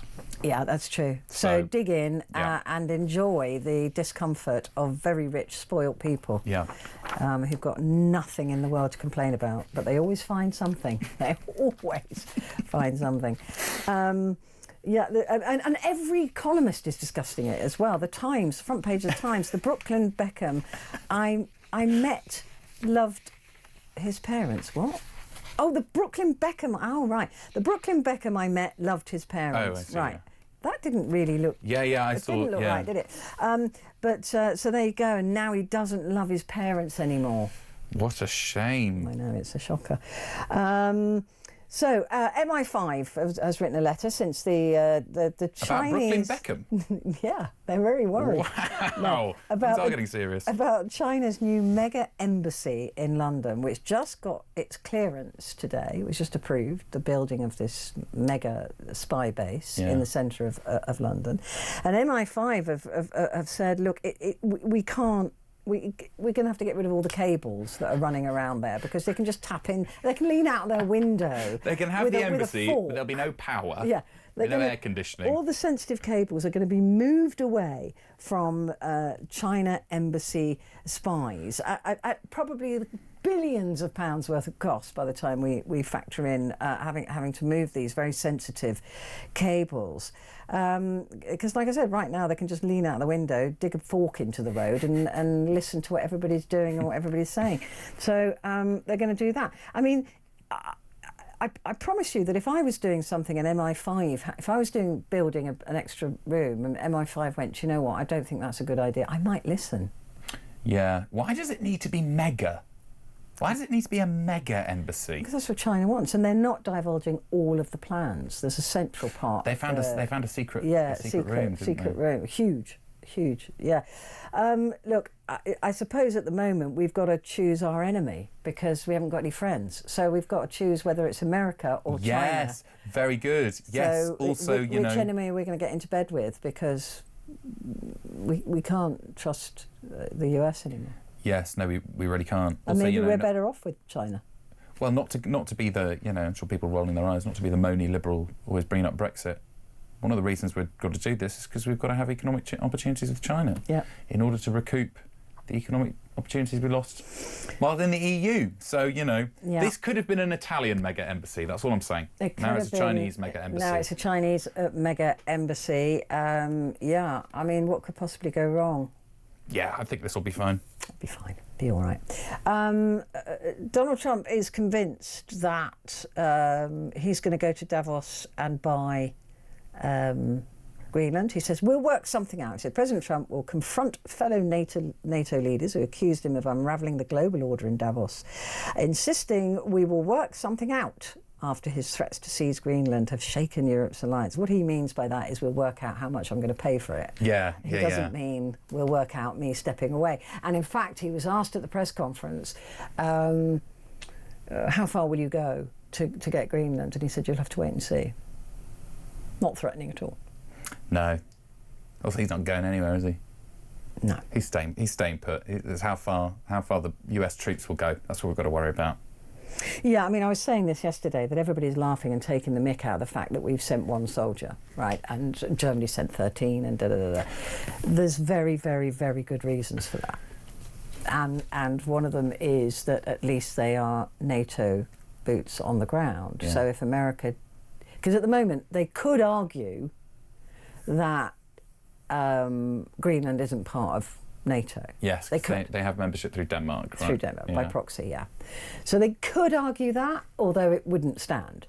But if there are NATO troops on the ground and American troops go on the ground, that is a direct attack on NATO. So that's why we don't need to send any more than one soldier. So when they're taking the mick out of it, actually, on the ground. The big picture is, can you imagine a NATO American soldier taking up arms against another NATO soldier? I'm afraid I can. But I'm afraid I can. I can't. Really? I can't. I have more faith in the armed forces than that. I have more faith in the honour of a soldier. Really? Yeah. But do you not look at ICE officers and they're think... not, but they're not. I know they're not soldiers. Military, and they don't agree to an oath that says that they will not follow unlawful orders. Ever since the Nuremberg trial, saying I was just following orders is not a defence. But that's what they did with Venezuela, don't they? And if a soldier... that was yes to and you could argue that those soldiers will have to answer to that and to the bombing of those boats. That was against international law, but it's different to eyeball a NATO soldier straight in front of you, and it's not a defence. There are soldiers that went to Guantanamo Bay who broke the law, and they are in prison now. So it is not enough to... And they all said we were just following orders. And it's like, no, that's not an acceptable argument anymore. So American soldiers do know that if they were eyeball to eyeball with another NATO soldier, even if it's just one soldier, that would be an unlawful order. I read that because Trump had this meeting with the Danish and the Greenlandic foreign minister last week. Well, he didn't. He sent Rubio and JD Vance. Yeah. And after that's when the soldiers moved into Greenland. But I read that was a reconnaissance mission that was agreed. That was agreed, and America was invited to join it some time ago. But Fox News ran this idea that it was a symbolic move, and because Trump watches Fox News, he thought, hang on, they're moving against me. And they're moving against me, and then he put tariffs on us. Yeah. So what we've got we knew we had a Fox News president, but that was already arranged, and America was invited to join that. Yeah. But the timing of it and the way that it was done was probably also sent to send a message. Yeah. So although it was planned, they're not going to not do it. Yeah. It was planned. Maybe the day that they went, or was perhaps not the day that they were intended to go, but it was a planned reconnaissance mission. But also, it just puts NATO troops on Greenland soil. It is irrelevant how many. It really doesn't matter. Okay. It's like a game of Risk. Yeah. Even if it's one soldier, it's still your colour. Yeah. Gotcha. And it's just the whole system is just like, okay, that would now be an attack against NATO. There would be no arguing it. Whereas, as we said, by proxy, Greenland is a member of NATO. He could argue that. I see. Very good. Possibly. Love that. Have I done the half past? No, we've overrun, Cody darling. Sorry. Quick break. Back in a sec.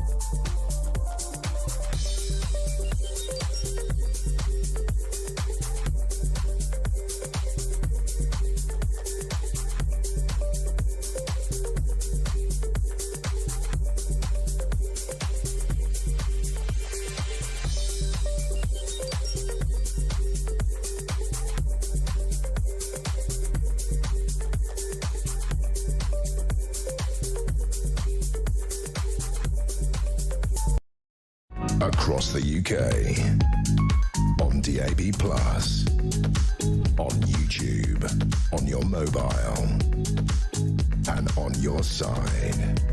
This is Talk.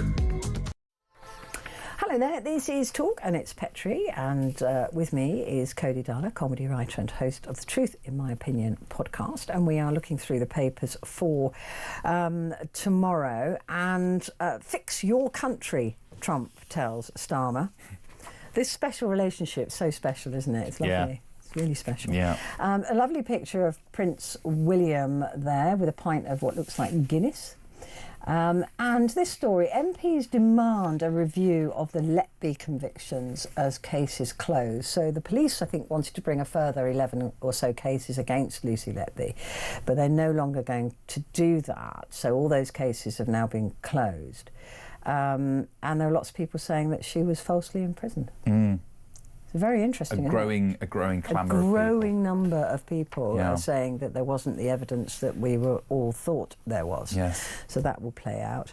The Mirror also has gone with the Beckhams. This ends now. What he told Nicola. Oh, the moment Brooklyn snapped. After a barrage of stories attacking his wife that Brooklyn Beckham believed were placed by his parents, he told Nicola Peltz, this ends now. 26-year-old launched a bombshell tirade, and it really was, actually. It was a friend of mine sent me what was put on the Instagram. Absolutely. Stories. Reams of it. Yeah. It was very interesting. Bombshell stuff.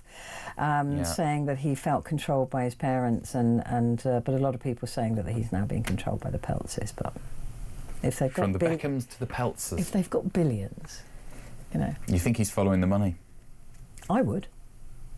I wouldn't. No. I'd go from Beckham to the Peltzes just because they're billionaires. Nah. Come on, $1 billion. Yeah, you're right. Come on. Come on. We've all got a price. My price is $1 billion. Yeah, mine is $1 billion as well. But you know, we all agree what we are. It's just the price that we're just haggling over the cost. Phil Collins at 75. Gosh, he looks good. He does look good. He does look good. I know. I thought for a split second, I thought it was Greg Wallace. Just a split second. A thin Greg Wallace. Yes, it could be. Greg Wallace. But yeah, no, Phil Collins looking good. You can't help it. Every time I think of it, it's that, isn't it? It's that drum. It's that drum beat. I bet he loves that. Yeah, every time I think of it, because in my head it gives that big drum solo that he did. The Daily Mail. Oh, again, half the page given to the Beckhams, the toxic fallout. They do look so alike, those two women. It's kind of uncanny. They do. But really maybe do. maybe it's just being really rich. Maybe that's what rich women look like. Yeah, it's just rich people have a look. Because they have so much money. There's only a certain amount of stuff. Like, they do the maximum amount of things you can do to your face, and that means they all look the same. Yeah, maybe that is it. Maybe that's it. They got the same hair as well. Yeah, same. Nice hair. Yeah. I'm never going to look like that. That's not. You can see it's not. I'm not rich. You can tell. I've got no hair. Yeah. Well, you could have if you had that billion. Yeah. You could have Victoria Beckham hair. Maybe. I occasionally get, I say occasionally, I quite often get Turkish hair transplant companies popping into my DMs asking to offer me whisk me away freebie. to Turkey, a freebie. Yeah, Don't do it. Of course, no. No. I would like to see you with a Victoria Beckham wig on there.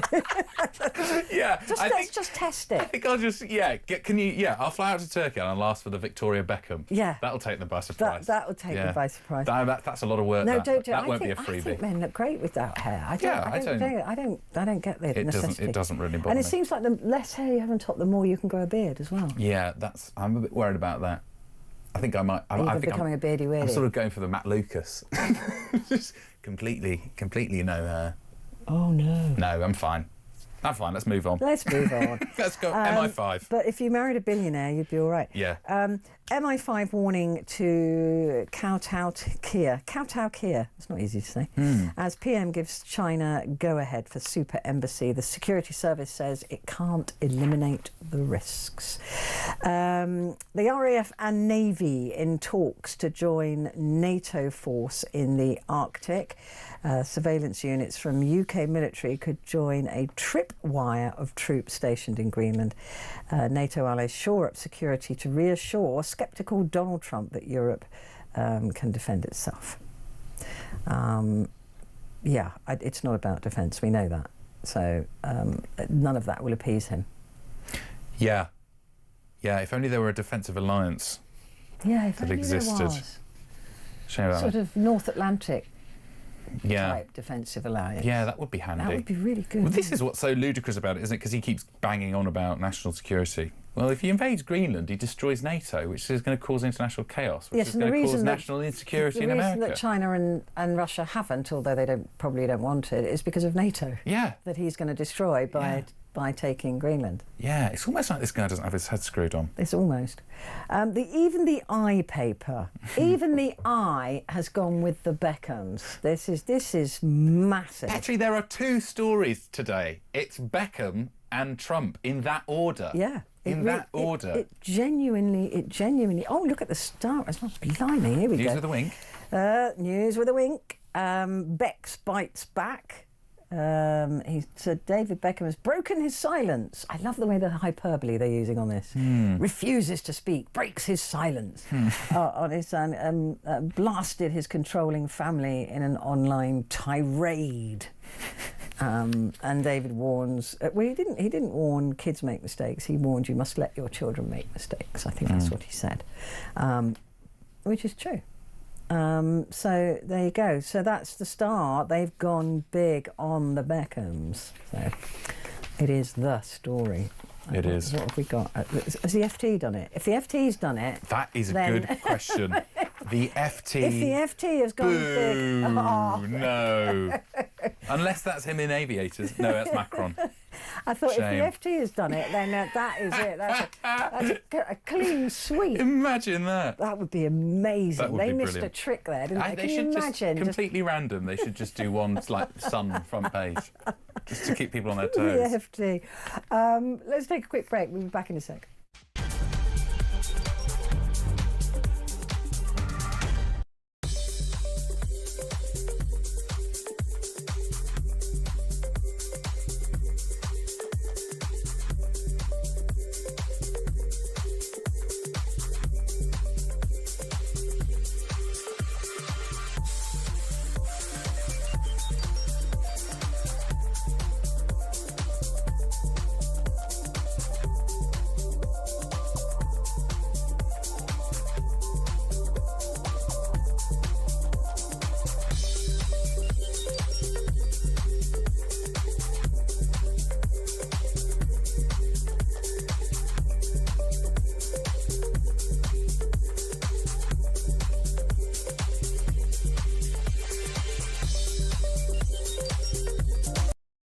Across the UK, on DAB+, on YouTube, on your mobile, and on your side.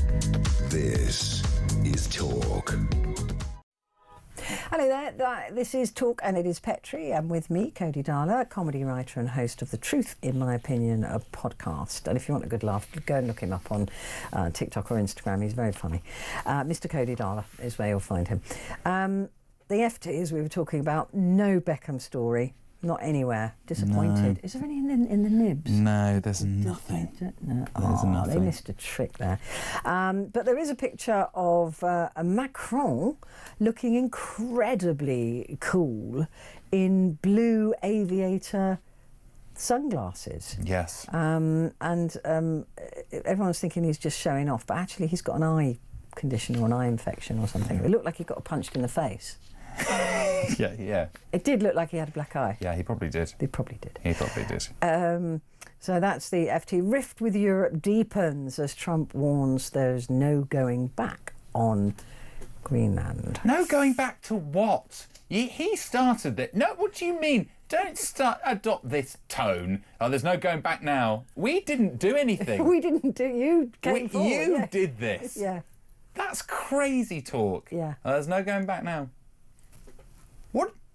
Yeah. What do you mean? Well, it's the same as saying that Putin wants peace, and he could just literally stop shooting if he wanted peace, right? Because the Ukrainians are actually defending against the attacker. The same would apply here. What do you mean there's no go? You're the one that's it's attacking. Like getting burgled and then being like, there's no going back for you now. I'm in my home, minding my own business. What are you talking about? So it will be interesting, the Trump speech, which is I think it's scheduled to be about 45 minutes, which we know will be probably 2 hours. In Davos. Davos, Sweden. So yeah, that will be interesting. So anyway, that's Monsieur Macron, who Donald Trump has said he's not going to bother meeting with because he's not going to last long enough, which is true. He's on his way out, in terms of politically speaking. But his term, he's still got another couple of years, hasn't he? I think he's got a year. I think the elections... Just a year? I think it's next year. John?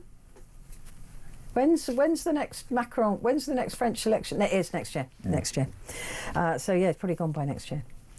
Anyway, Daily Express, PM out of his depth in the New World Order. This is Kemi Badenoch saying that Trump is dead right over Chagos' surrender. She said that he's out of his depth after Donald Trump humiliated the PM over his surrender of the Chagos Islands. The Tory leader said the US president was dead right to accuse him of great stupidity for handing the Indian Ocean site to Mauritius. I wonder if she agreed with him when he said that they supported handing the Chagos Islands back. Yeah, it'd be interesting to look back. Interesting to know whether she would have called Donald Trump stupid in that scenario. Yeah, quite. Yes, quite. Because Trump was all part of that, wasn't he? That's very happy. Yeah, very happy with all that. Agreed to it and everything. Again, another picture of the Independent with Monsieur Macron there with his very cool aviator glasses on, sporting shades to aid recovery from an eye condition. I reckon he's just gone, I just want to look cool. The eye condition, otherwise known as being punched in the face. Being punched in the face. I've had many eye conditions in my life. The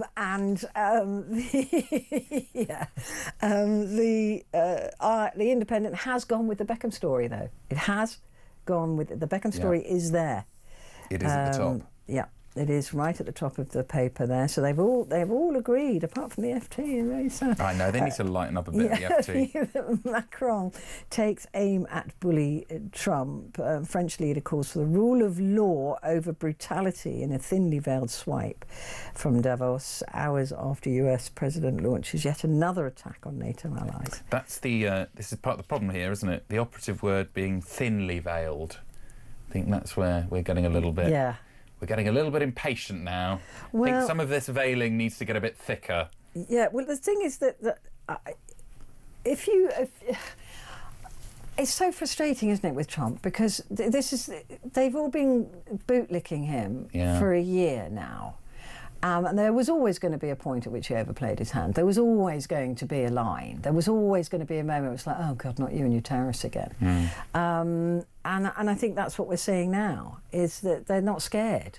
Because the world economy... Do you think? Yeah, they're not, I don't think they are scared of him anymore. Well, because the world economy can't get much worse and they don't think he's going to invade Greenland. I think that since the it was realised that we couldn't economically trust America anymore, people started diversifying and started to put money in gold and get new trade routes and make sure that other things were in place. And I think that is actually, it's kind of like, oh God, we've all just moved on now, mate.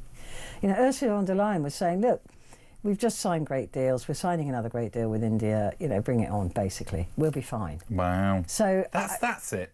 We want that attitude. Yeah, and we saw that with Ursula von der Leyen this morning. I wonder if the UK, how will the UK benefit from that new trade deal? Oh, it won't, because we're not in the EU anymore. Yeah. Oh, what a shame. But also, well, at least we'll get that trade deal with America. Also, we're not as exposed as Europe in terms of trade with America, because 2/3 of the trade that we do with America is in services, which is not tariffed. Ah, well, this is what the EU were talking about, tariffing there, wasn't it? But they were like, as their trump card. Their trump card, yes, their bazooka. The trump card, the best card there is. That's very good.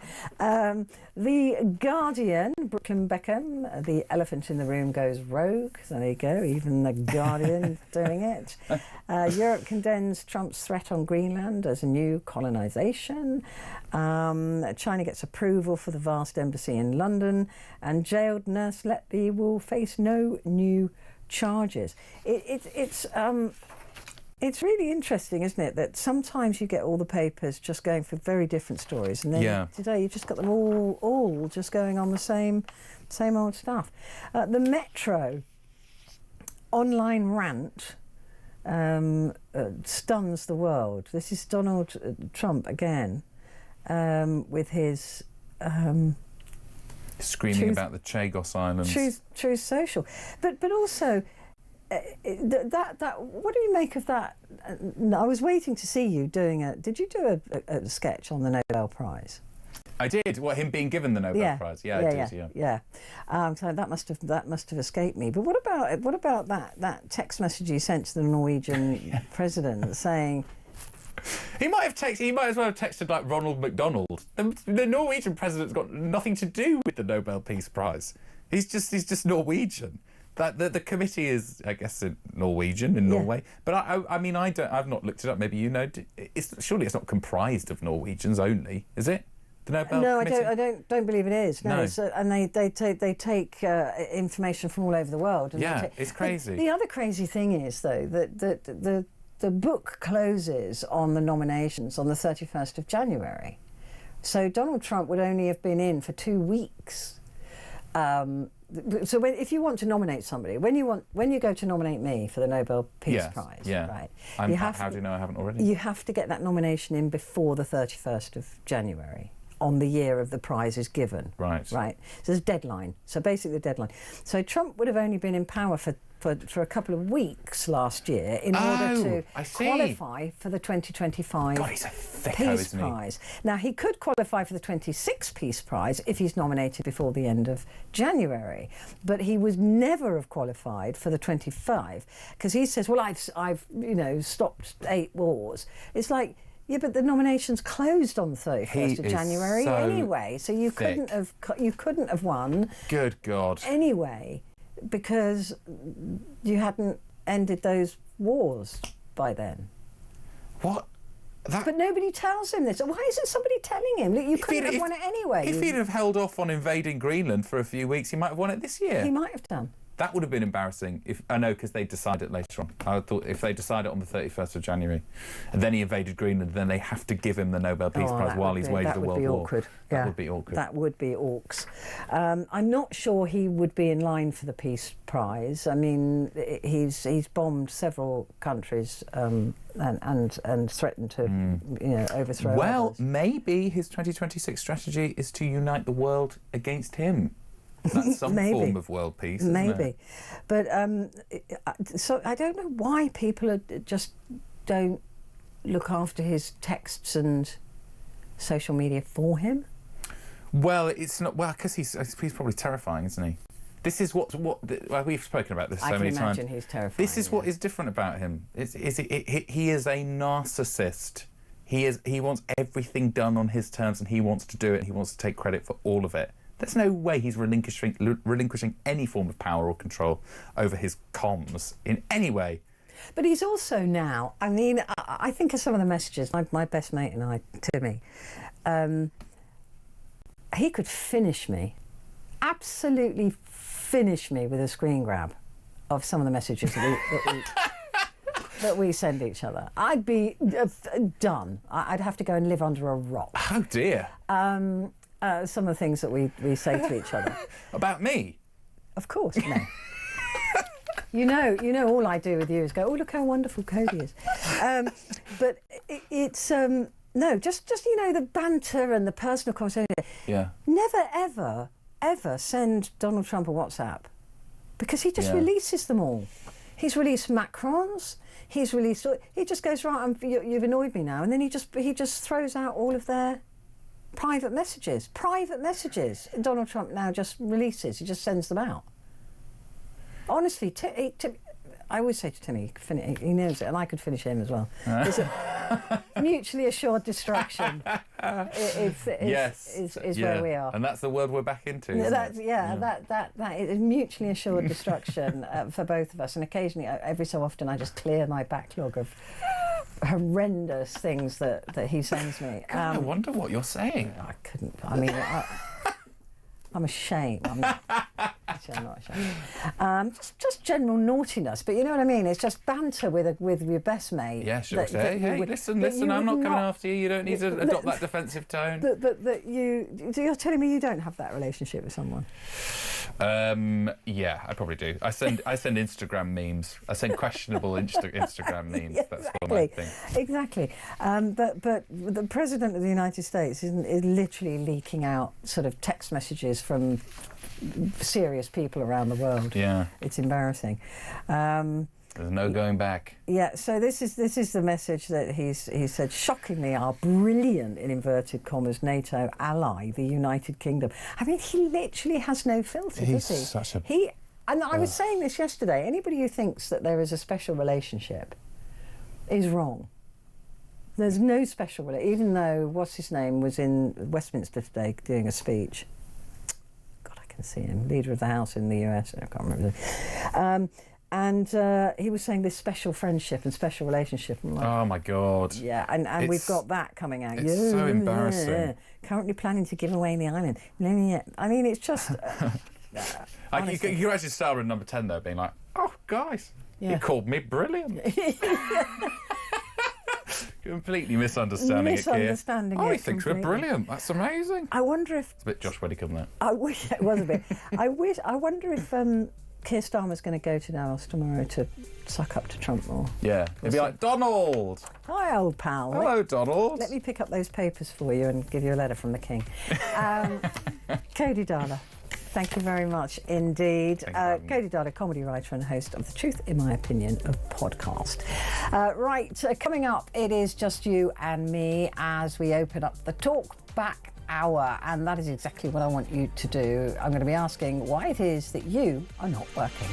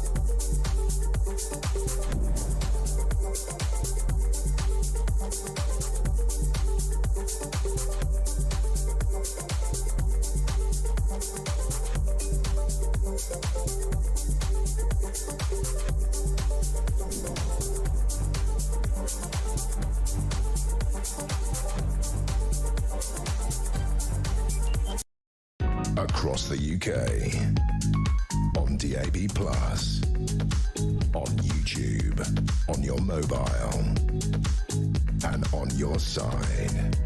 This is Talk.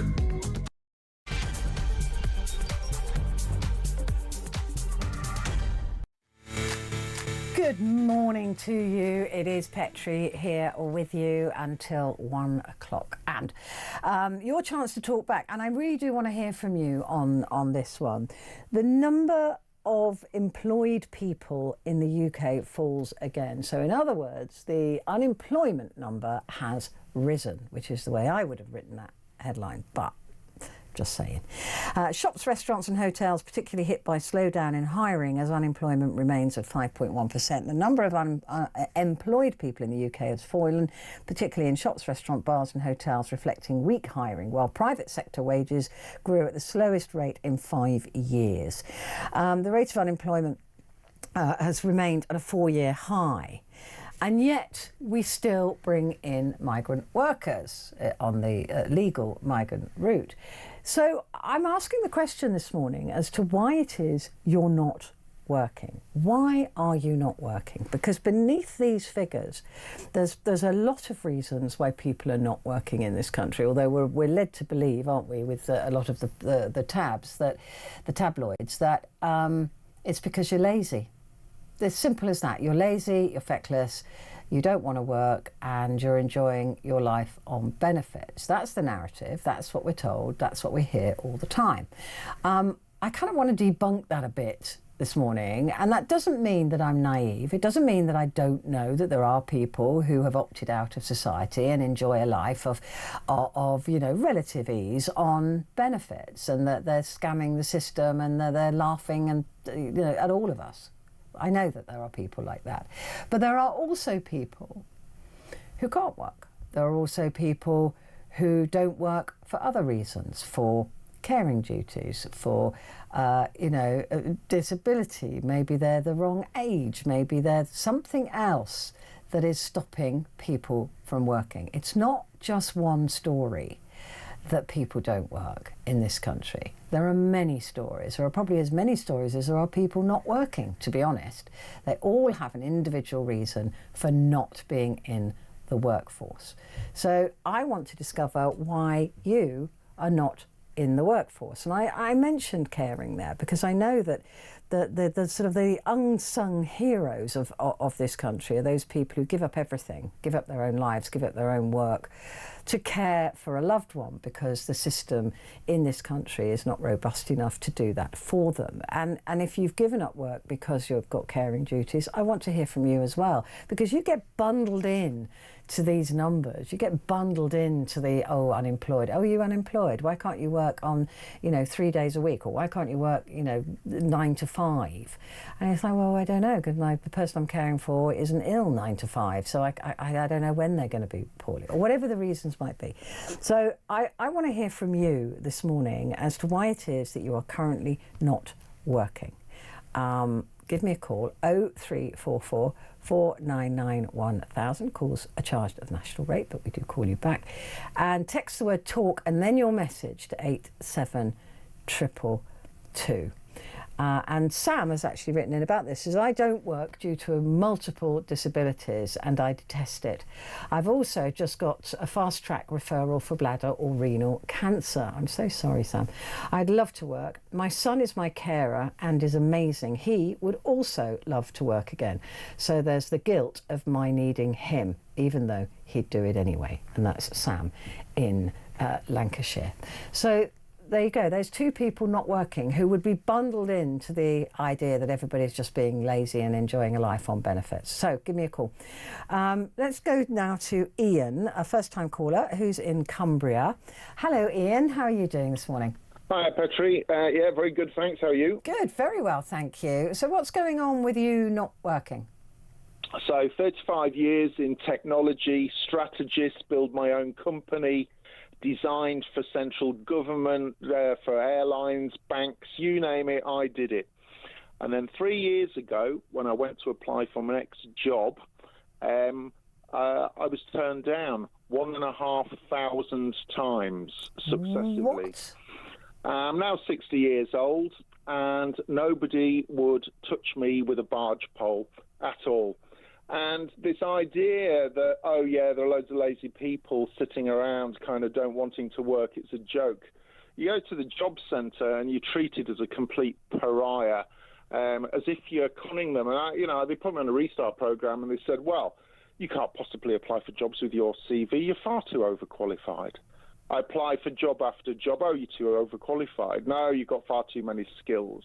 There's a big defence contractor in this area. 9 times they turned me down because I was overskilled, overqualified. It would upset the teams, and they're much younger.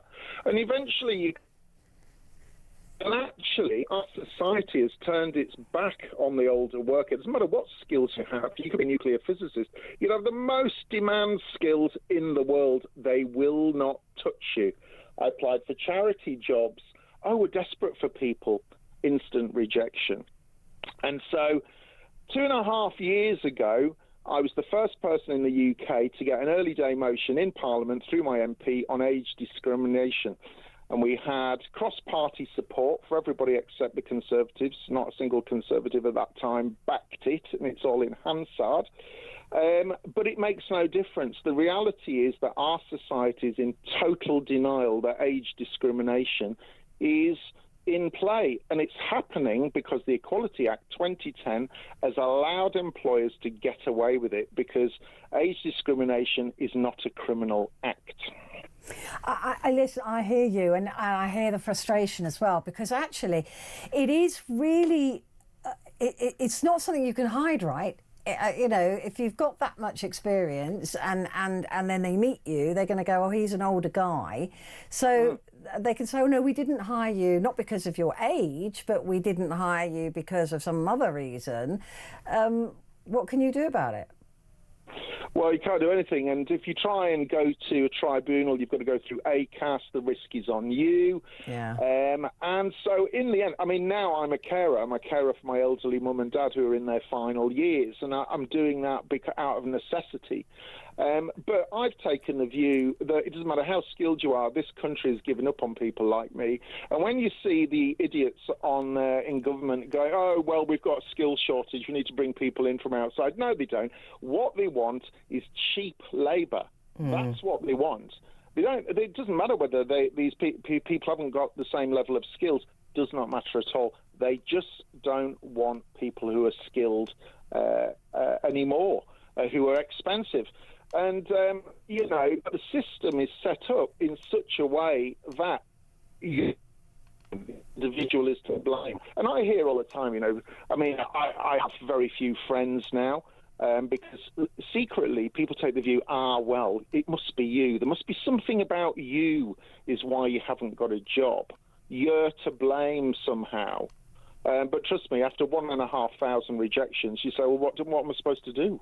1,500 rejections. Oh, I know people. 1,000. You only have to go on things like LinkedIn and see the ever-increasing number of professional people who've been laid off.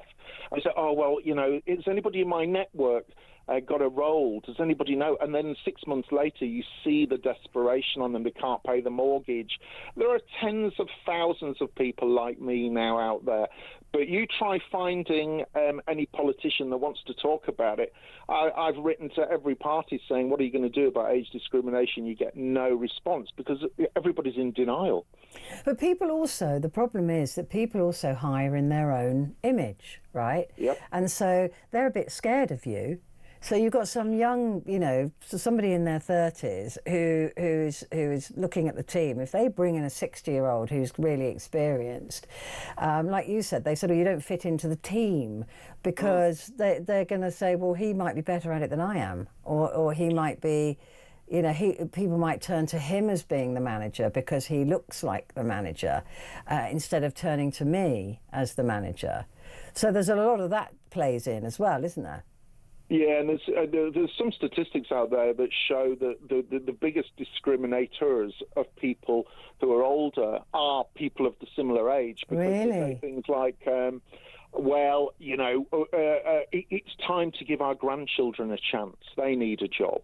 So rather than employing somebody the same age as me, I'll employ employ much younger people. I mean, the civil service is a classic example. I was told that I was a perfect fit for a particular role. Yep, you're in the top 2 candidates, Ian, don't worry about that. We've shortlisted 15 candidates, but you're not one of them because we've decided we just want people who are already in the civil service. So you just say, well, give in.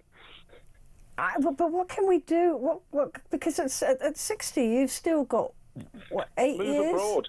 It's honestly, if I didn't have elderly parents, I'd leave this country and I probably would never come back. They say, oh yeah, the young are moving abroad, with their skills. Well, so are older people because there's just no work.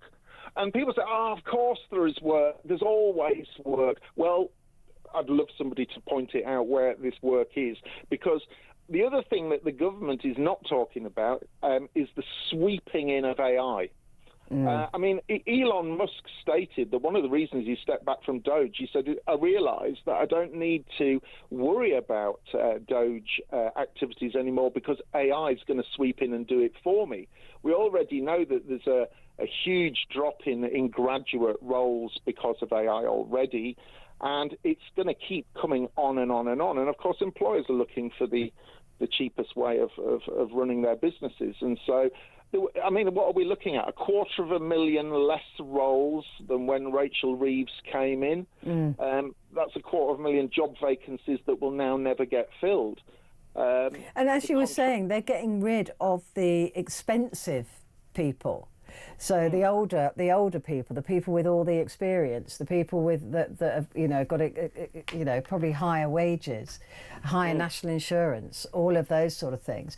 But if you dump somebody, in the sort of 10-year window before official retirement, what are you meant to do? And the final point I'd make is that for those who say, well, you're on universal credit, so you're having a life of Riley, my rent is £1,400 a month. My universal credit is £900 a month. So every month that goes by that I'm not working, I add £500 to my debt. And eventually I'll go bankrupt and eventually I'll be homeless. That's the reality. And so until you're put in this position, you don't realise how severe it is.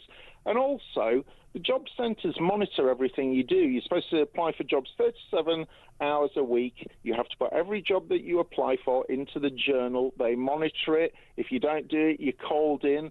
They can cut your benefits. So there's a girl I know who had her benefits cut because she attended her own mum's funeral. That's the reality on the ground. And what has the job centre done for you, apart from treat you like a pariah? But absolutely nothing. They put me on a restart program, and the first thing they said is that this isn't designed for people like you. You're far too qualified. You shouldn't be on this restart program. How are we going to reskill you? You have all the skills. It's like, well, you tell me. You made me go on it. Where are the jobs? How did you get a job on the restart program? Yeah. How did they get a job working in the job centre? And you just go round in circles. But so, is there a sort of a hidden, if you like, statistic of people in their 60s that have been dumped by companies who are just not able to find work? Absolutely. And I mean, I know plenty of people in the same boat as me, highly skilled, highly people, numerous talents that they could bring to the job market. And you may see them on the out of your local supermarket. They may be working in a care home. They might be silently working as a carer for their own elderly parents. They're everywhere you look, these people. But when you actually ask them, I mean, there's a guy who is a local kind of delivery guy for me. And I said, how did you end up doing this? He goes, I was like a graphic designer. I did it for years and years and years. And then one day nobody wanted me anymore. And so I have to just deliver parcels now. So we're in a large chunk of society, and we've dumped them, basically. Well, how can it be changed? How can it be fixed? Well, the first thing, either scrap the Equality Act 2010 or there are 9 protected characteristics, of which 4 are criminal, so things like racism is criminal. if you made ageism criminal, in my view, you'd suddenly find employers not turning people down so swiftly because they'd know that there are repercussions. At the moment, it's viewed as a civil issue. I'd have to go through ACAS. I'd have to take a company to court at my risk with the cost of a solicitor and hope that I'd win my tribunal, which I may not be able to easily prove. And that wouldn't get you a job at the end of the day anyway, would it? Or you'd get a job with a company that now hates you. Yeah, absolutely. I mean, at the moment, because of globalization, the value is placed in global corporations. Global corporations, understandably, are looking for cheap labor from anywhere in the globe. They're not When I was working for a major bank 3 years ago, before I became unemployed, I was told specifically I could not employ anybody from Europe or the UK. Why not? They said because it's a high-cost location, you're not allowed to. You can only employ from Asia. That was the bottom line. I was told that, and I know that there are a number of banks in the UK doing that right now. I mean, it's so depressing. In fact, that Anna has just got in touch and said, listening to Ian is horrifying. I despair with this country. He's an asset any company would want. This makes no sense.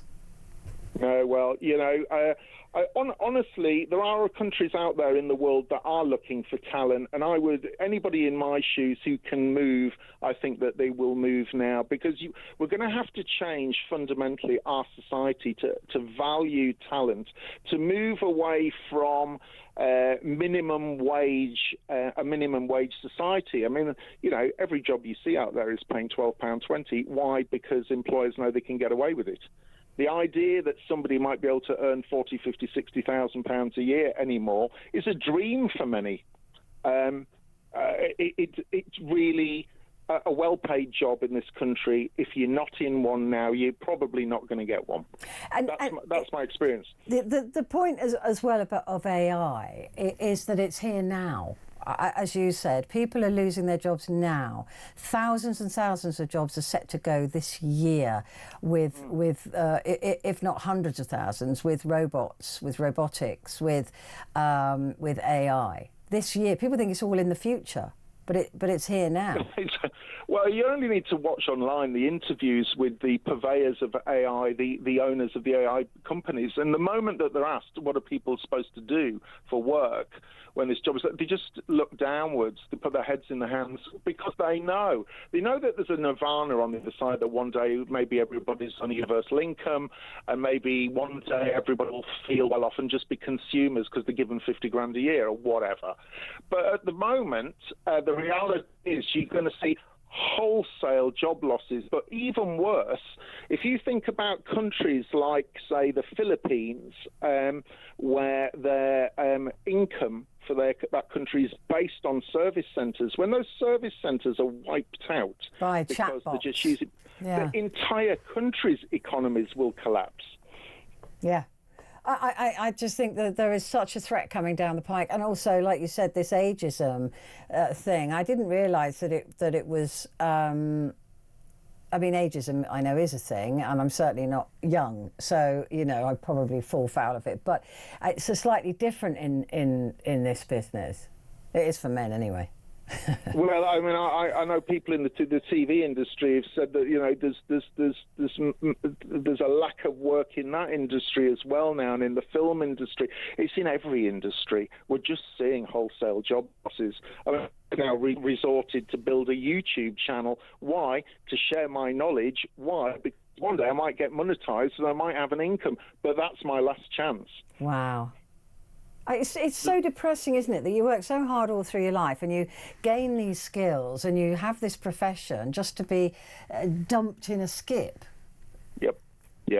This country doesn't value talent anymore. It's never been. Well, it's not a meritocracy, is it? It's never been a meritocracy, sadly, and that I will agree with you on. But it is so sad that you've got all of those skills and they're just not being used. That's the shame of it.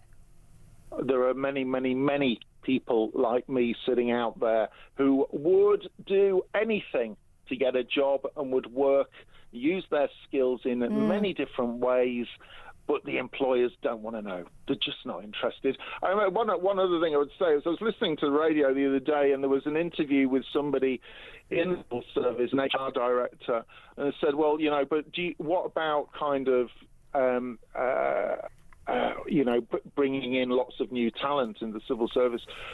And the person said, well, middle-aged white men, we know that they all come with problems, don't we? So we wouldn't touch those. And they actually said that on the radio. I couldn't believe what I'm hearing. So we are, certainly people like me are just viewed as toxic. Well, I think, and also as you get older, people do see you as having issues, health issues, family issues, all of those things, and they just don't want to employ somebody who's going to... That's why they want robots. They don't have to worry about any of that, do they? Yeah, there was a private sector company owner, and she said to me, I'd never employ anybody over 40. And I said, why not? She said, well, you'll get ill, don't you? As you get older, you're all ill. So I would only employ young people because they don't go off sick. God, I bet you wish you were recording that, because that is illegal. It is, but they don't care. They're not interested because they know the chances of them being taken to court are so low. The risk, they're quite happy to take the risk.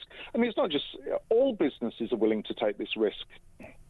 God, it's just so depressing, isn't it? Just don't get old in this country. No, honestly, that's true. It's not a good plan. Ian, wonderful to talk to you. Thank you for being a first-time caller, and thank you for telling me what's going on. I'd love to hear from you. Why are you not working? Is it something as simple as that? Give me a call.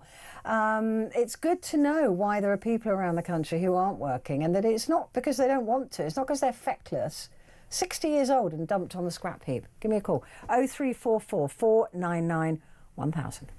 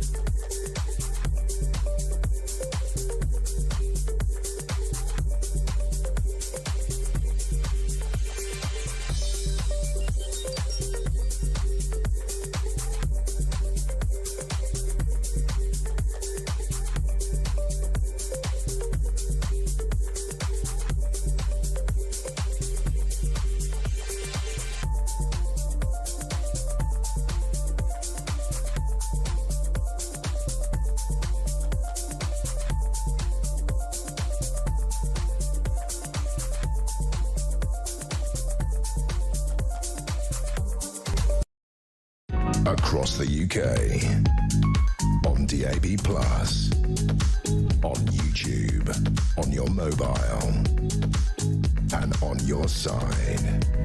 This is Talk. Hello there, this is Talk and it's Petrie here with you, and we're talking about why it is you're not working, because the unemployment figures have remained the same. It's 4 years in a row now, and they would have hoped to have seen those going down, but there are various reasons why people aren't working.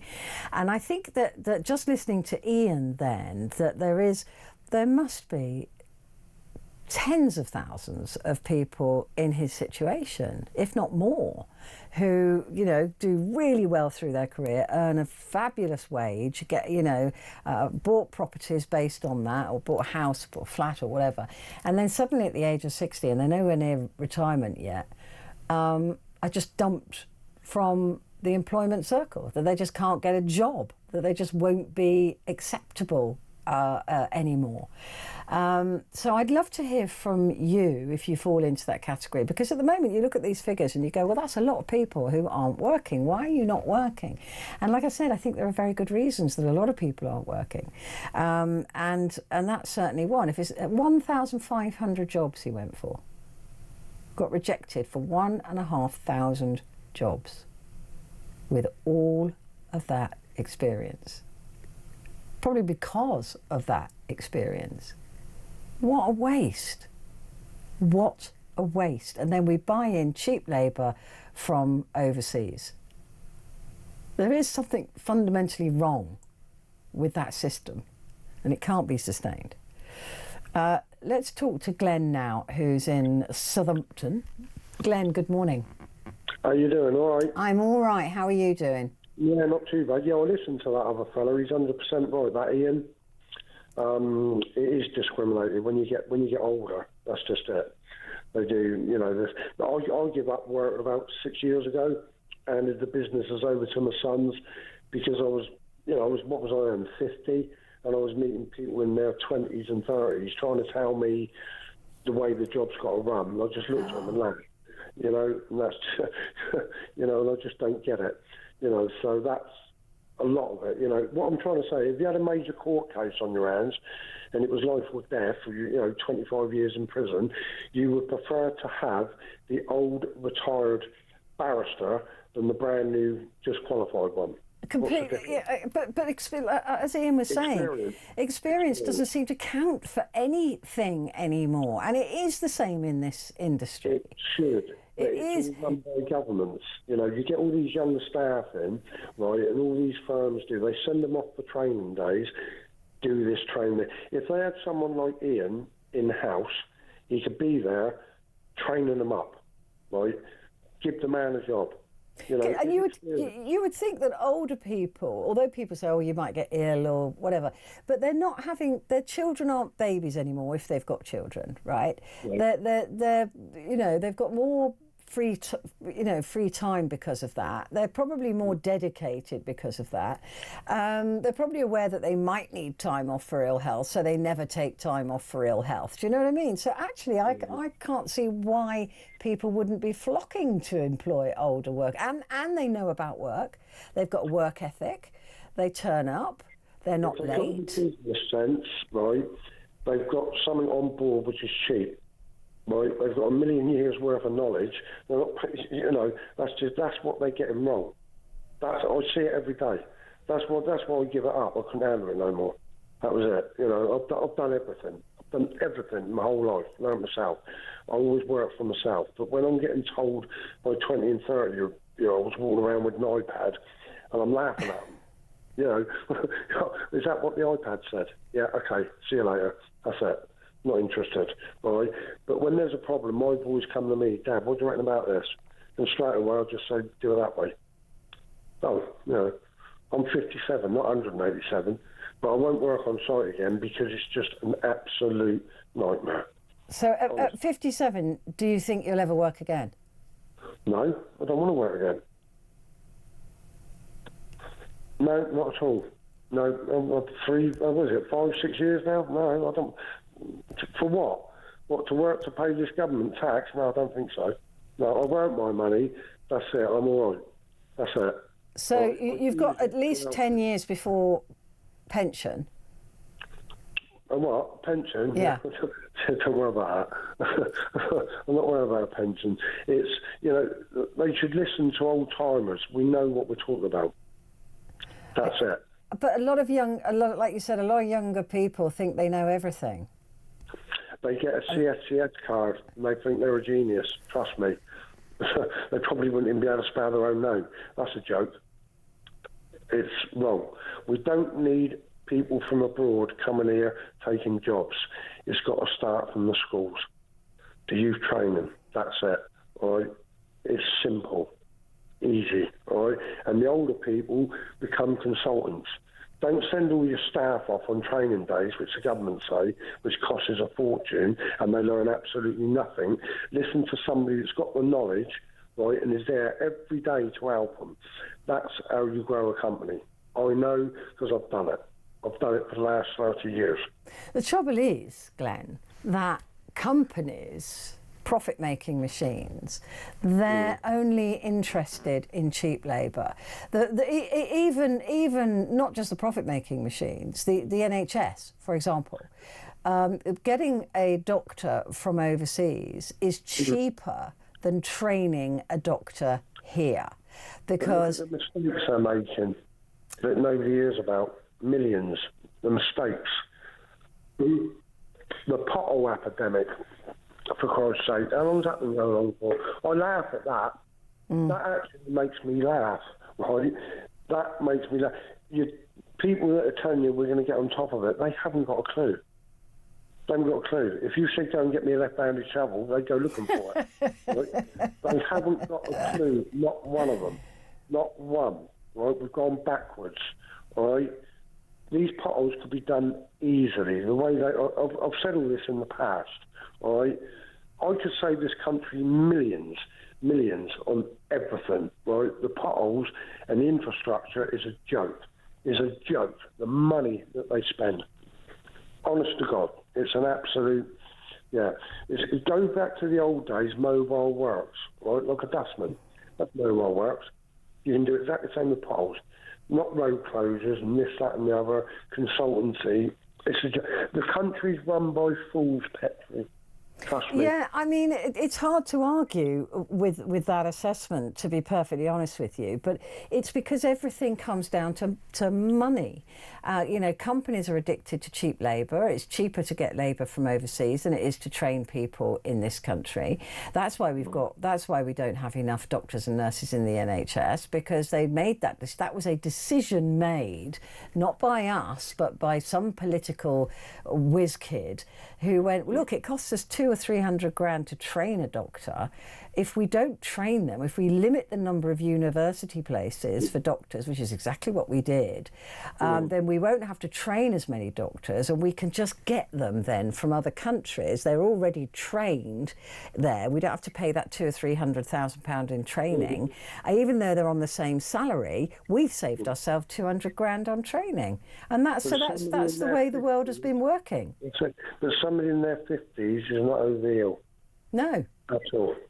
At all. And it's not right. I listened to that man. Yeah, and now he's a carer. Good, he's a carer. What good's he to the country? Somebody should be listening to your show tonight, right, and say, do you know what, give that Ian a job, yeah?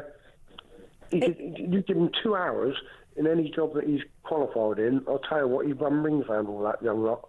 Guaranteed. Yeah. And that's frustrating, isn't it, when you know that you've got all of that experience and you know you've got all of that knowledge, and yet nobody wants it. I'll give him a job. He could be my complaints manager. He'd be busy then. Don't. He'd probably call in. He'd take it. He'd take it from you. And your boys are doing well with the business, are they? Yeah, brilliant. Yeah, because I'll tell them, do this, do that. No, all right. Yeah, of course they are. Yeah, because I've spent years telling them the way that I've done it and the way my father done it. Yeah. It's not hard. We don't need a computer and a bit of paper. It's common sense. Yeah, right? not much of that knocking around though, is there, Glenn? Not anymore. No, not now. I'm retired. When do I get my bus pass? 10 years. No, you get your bus pass at 60, I think. That's handy. Yeah, you got only 3 more years and you get your bus pass. That's good, isn't it? Right, okay. Look after yourself. I'll see you soon. See you soon, Glenn. Thanks a lot. Cheers. I don't think people should be getting bus passes at 60. I'm quite controversial. I think you should get it when you retire. That would save the country quite a bit of money. Anyway, listen, give me a call. What is going on with why you're not working? Is it because you've got caring duties? Is it because there's no work where you are? Is it because you've tried and failed? There's no decent jobs around, so you might as well stay where you are. Give me a call, 0344 499 1000, and you can text your message to 87222. If you put the word talk up front, it comes through to this studio. Back in a sec.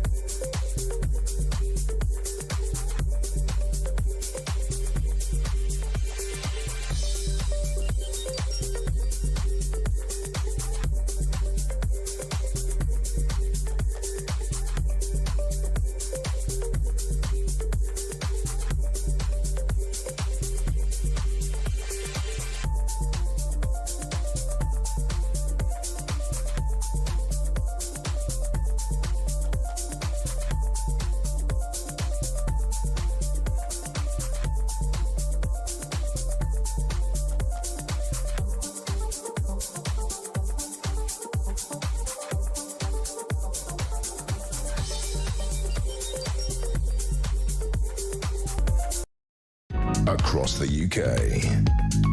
On DAB+, on YouTube, on your mobile, and on your side. This is Talk. Hello there. A very good morning to you. It is Petrie here with you, and I'm here talking to you about unemployment. Unemployment. Are you struggling to find work, and why? Because the unemployment figures are remaining stubbornly high, and it just doesn't seem to be changing. So what is actually going on out there? We would be told by a lot of tabloid newspapers that's because you're lazy and feckless and you just can't be bothered to work, so you'd rather live on benefits. I happen to think it's probably a little bit more complicated than that. So I'd love to hear from you as to why it is you're not working at the moment. Maybe you've got caring duties, maybe, like I said, there's no work around you, there's no decent work around you, and you need to earn a decent salary, otherwise you can't make ends meet. 0344 499 1000. It'd be good to talk to you about that. Quinn is in Neath. Hello, Quinn. Good morning. Hello. Good morning to you. Good morning. So, what's going on? Well, if you think about it, people don't really want to work today because the simple reason is the more hours you put in to try to benefit for your family, then obviously you're not going to get that benefit, because the simple reason is the more, I got to say this, the more immigrants that comes into this country, the more taxes you got to pay, and the more expense the food is going up, fuel prices is going up. It's all to do with whatever people come in this country through the back door. Now, so you're not talking about the legal migrants. I thought your point was going to be that legal migrants are taking the jobs, which they are, because companies are employing them because they're cheaper to hire. Yeah, but the ones that comes by boat, what I'm trying to say is that people don't want to work today because they got to pay more taxes. And not only that, when people from that comes by boat, by plane, when they come by plane and they get their passports, some of them don't really need to pay taxes. I know for a fact. There was a friend that I used to know, and his missus used to work as a carer. And I went down to his house and I had a chat with her husband, and it turned out to be that he was getting paid, what he was saying to me, he was getting paid 500 quid a week for staying at home, because he couldn't speak English. But he was speaking English to me, but he wasn't speaking English to who he was going to get employed by. But how did he manage to come here then on a legal migration ticket? Well, his missus was a his wife, right? So his wife came over with a job, and he said he couldn't get a job because he couldn't speak English. Yes, he could. Well, I thought I thought that spouses had to support their partners if they couldn't. Well, no, she was an Indian woman. Yeah. And she was working as a nurse, but she was getting her pay. She didn't have to pay that much taxes, and he was staying at home. And basically, he was getting 500 quid a week for staying at home to look after the kids. So I felt degraded myself, because obviously when you got kids of your own, then you think, so how can we even benefit to stay at home? Yeah, I mean, that's not really. I think they're trying to close that loophole, aren't they? About, if you've got to earn enough to support you and your spouse, at least, that they wouldn't be entitled to benefits. Well, no, they lift that cap up now, haven't they? The government lift that cap up now. So the many spouses you got now, you're going to get paid for having more spouses, isn't it? Oh, children you are. Yeah, children you are, not wives. I don't think we support multiple wives. No, but the wives will probably go and work, but he's better off than I was, a lot better off. Yeah, I mean, and I can understand that. I do get that if you see somebody benefiting from a system that they haven't paid into, it makes you begrudge. You know, we are the most taxed we've ever been, and it hasn't ended yet. We're going to get taxed more and more. I can see exactly why people opt out. I get it. I completely get it. Do you work at the moment, Quinn? I try not to say. You'd rather not say. So you're not working at the moment? Well, yes, I am. I am you working. are? Okay. But the thing is, the more hours you put in, the less money you get. Yeah. You still get the same, more or less. If you put an extra 30 hours, then you don't get the 30 hours you actually put in, because you still get maybe 100 quid extra. And really, you should be getting a lot more. It's not worth it. Yeah. No. No, I agree. People don't want to work. And this is the balancing act that Rachel Reeves has failed to appreciate that she's got to do, is that the more tax that she forces on working people, the fewer working people will bother. They'll just go, well, forget it then. And then we can't afford. And then the benefit system will collapse, because there won't be enough working people paying towards the benefit system. No, I reckon by next year, by next year come along, I reckon we'll be in more poverty than ever, because they got to look out for money for the people who come in this country. It's not just that. That is a drop in the ocean. Honestly, Quinn, that money is okay. It's billions, and it is billions that is not being spent correctly. But that is a drop in the ocean compared to the other wastage in this country. Don't just blame migrants. It's government after government after government who has been selling us an absolute lie. They're all as bad as each other, and we're told to blame migrants because they're easy to blame.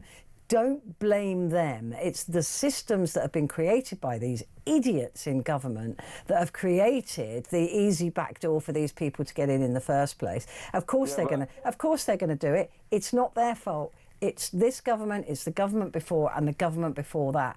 And they have sold us a dud. They've put profit above people. And that's the real reason. That's the real reason. They've wasted billions of our money. It's been stolen from us, and they've never bothered to reclaim it because they don't care. They're all shoving it in their back pockets as well. But it's easy for us to blame the migrant. So just bear that in mind. Yeah, but I wasn't thinking of the ones that can buy plane. No. But even those, even them, they're taking advantage of a hole in the ship. Right? Yeah, but they're also taking advantage when they're given an A4 paper stating what they can benefit by coming over here. Yes, I know, but is that their fault to take advantage of that? No. Well, no, it's the government's fault, isn't exactly. it? It is the government's fault. Yes. It is. So turning your ire towards those migrants is completely pointless, because they're just taking advantage of a hole in the fence, right? Well, we do the same thing if we went over to their country. If we were in... They don't want to go. I don't want to go to Afghanistan. I mean, and they're fleeing lots of horrible places as well that we wouldn't want to go to. But the point is, you're blaming the wrong people. It's not the immigrants. It's the system. Government. Yeah, we can blame the government. Remember who's responsible, because only then will we get them to change, if we hold them to account. But what they want us to do is to blame the immigrant.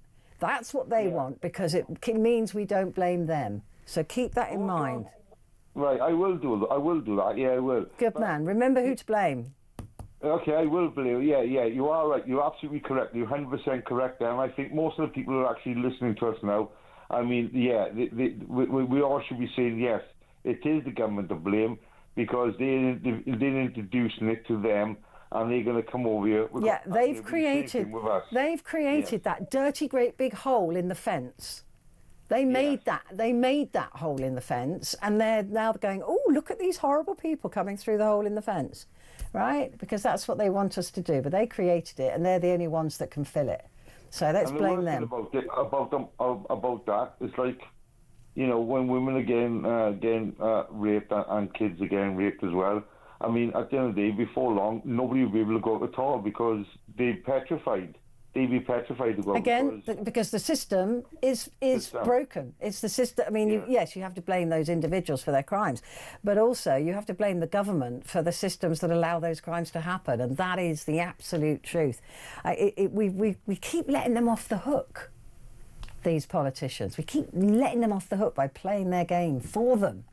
That's what they want us to do, and we're doing it. Quinn, good to talk to you. Thank you very much indeed. I've got to take a quick break because I'm really late, but I'll be back in a sec.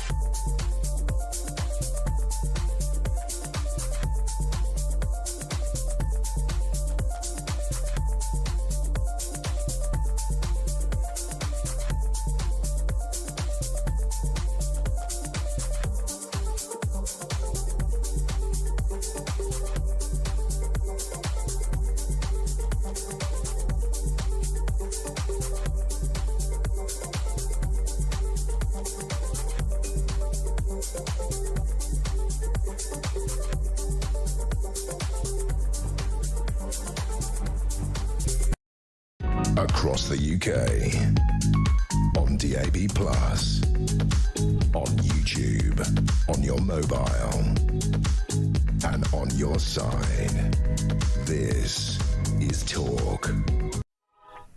Hello there, and a good morning to you. This is Talk, and it is Petrie with you with the Talk Back Hour, and you have been doing exactly that. And we've been talking about why it is that the unemployment number is stubbornly high, and I don't think it is as simple as people just giving up, although a lot more people will give up if we're taxed anymore. Loads of messages coming through, so I just want to read a couple of those. Morning, I don't even appear in your figures. I'm a retired cop and live off my pension after paying tax and national insurance all my life. After various roles after policing, I sought further employment in 2025 and secured a job. But due to need of a hip replacement, failed the physical. I've been in a medical need for a year and I still have no date for surgery. I have never claimed any benefits. I support myself, my family, wife and child, and I'm a carer for my octogenarian, thank you for making me say that word, octogenarian parents, who both have increasing needs, while our NHS sought to avoid hospital admissions and discharging them at the earliest opportunity. So much for care. God help us all. We need total reform as a nation, or we're scuppered. So there is another reason that people are not working. Because they're waiting for surgery. They're waiting for NHS care. And we know about the waiting lists. So that's somebody who needs a hip operation in order to pass a physical to get a job. But is still waiting after a year to have that surgery. And the government have the nerve to blame the unemployed for being unemployed. Makes no sense to me at all. Excuse me. A bit of a cough there. Kaz said, it's never been a secret that I'm an alcoholic. I don't get sick money from the job centre. I live on job seekers' money. One day they rang me up and told me there was a job going at the local pub. They got short shrift of my tongue for that, and then they threatened to sanction me. Yeah, great idea. Send an alcoholic to work in a pub. Brilliant. So that's from Kaz. In 2005, at the age of 63, I was made redundant. I thought I'd never work again. 12 days later, I was taken on as a temp, doing a job for which I had no paper qualifications, but had transferable skills. 6 weeks later, I was taken on full-time and doubled my previous wage. The secret is to take any job, and that's from Michael. Wow, that's interesting, isn't it? I suppose they've got to offer it first, though, isn't it? God, there are a load of messages. Crikey. Brian, I have a degree and I've been in public sector and lost my job, but went out and literally carried heavy 6mm by 10mm glass. It's literally back-breaking work. I did it to pay the rent. That's why other countries are better than us, because they don't have shame. Work hard, move up, do better. Why are people shamed out of certain jobs? I think we're all equal. If we're all working, we're all equal as far as I'm concerned. I don't care what your job is or my job. We're all having to go to work to pay the bills, right? Doesn't that make us the same? There is no shame in working. David says, I don't work because I'm 65. I've retired after working all my life, so am I excused? There are many people who don't have the benefit of a proper career, so can't work all the time. Not everyone is a lazy so-and-so. That's very true. But at 65, would you be counted as retired? Or would you be counted as, what do they call it? Not economically viable or something, I can't remember. I don't think you're counted as retired until the official retirement age, even if you are retired. So you might be being counted as another number. I don't know. I don't know. Then we've got this message here from Susan. Says, made redundant at 63 and too old to get a job as an IT enterprise architect. 63. And then you're supposed to do what for the next 5 years until you get your pension, your massive, generous pension that we're all so looking forward to as old age creeps forward. Emma, I'm on universal credit, limited capacity to work. After nearly a 6-year struggle, I was diagnosed with GAD, generalised anxiety disorder. I do work, but part-time. My employer is aware of my situation and works extremely well with me if I struggle. The shame I feel because of the stigma attached to the word anxiety, on top of the shame of being labelled lazy or idle for being on benefits and not working a 40-hour week, just adds to the anxiety. I hate not being able to work a full-time job. And that's from Sam in Cheshire. So, like I said, every person who isn't working, the reason they're not working is as different as everybody else's. It's extraordinary, isn't it? And this from Elaine. I agree with the last caller, Ian from Cumbria. I have fibromyalgia and it's only certain work part-time that I could do. I support my son and daughter, both young adults, best I can. There's a hidden statistic of talented people who are struggling at midlife while supporting their young adults who are still at home. There's insufficient help for a margin of folk like me. I have a housing executive home, not private rent. I'm struggling to get them started moving along to their own adult lives and their own home. I have a few years left of this and then something needs to change. Why do they treat us like QR codes to be laid off work just because of AI? We need to live and get by as well. Thanks for your time and for reading this. And that's from Alison in County Antrim in Northern Ireland. There are so many people who do want to work and then they get blamed for not working. Sheldon is on the line now. Good morning, Sheldon.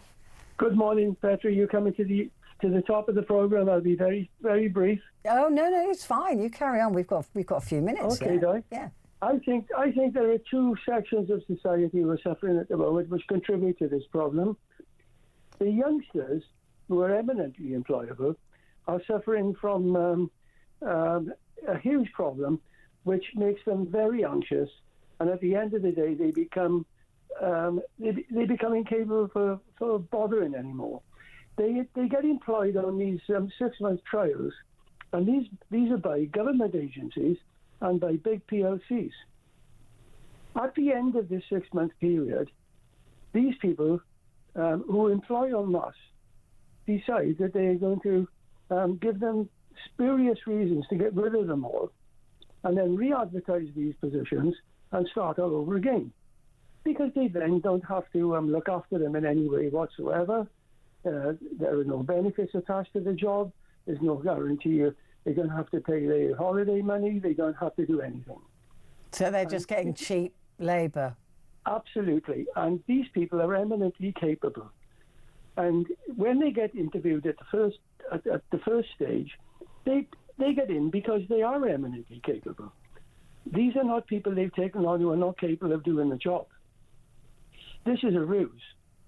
And this is what I find so depressing, because all these governments, every single one of them, which is why I can't bear any of them, they all let us down so badly with everything. We have a major government agency in Swansea who does this all the time. I can't mention who they are because I'd get sued. But they do it on a regular basis. And members of my family have suffered this. People in their 20s to 25 who are really bright people. Then I think we have another problem at the other end of the scale, where we have people who are middle-aged, very capable of work and extremely fit. But they are not being taken on because the people who are going to control them, who have been put in positions above their station,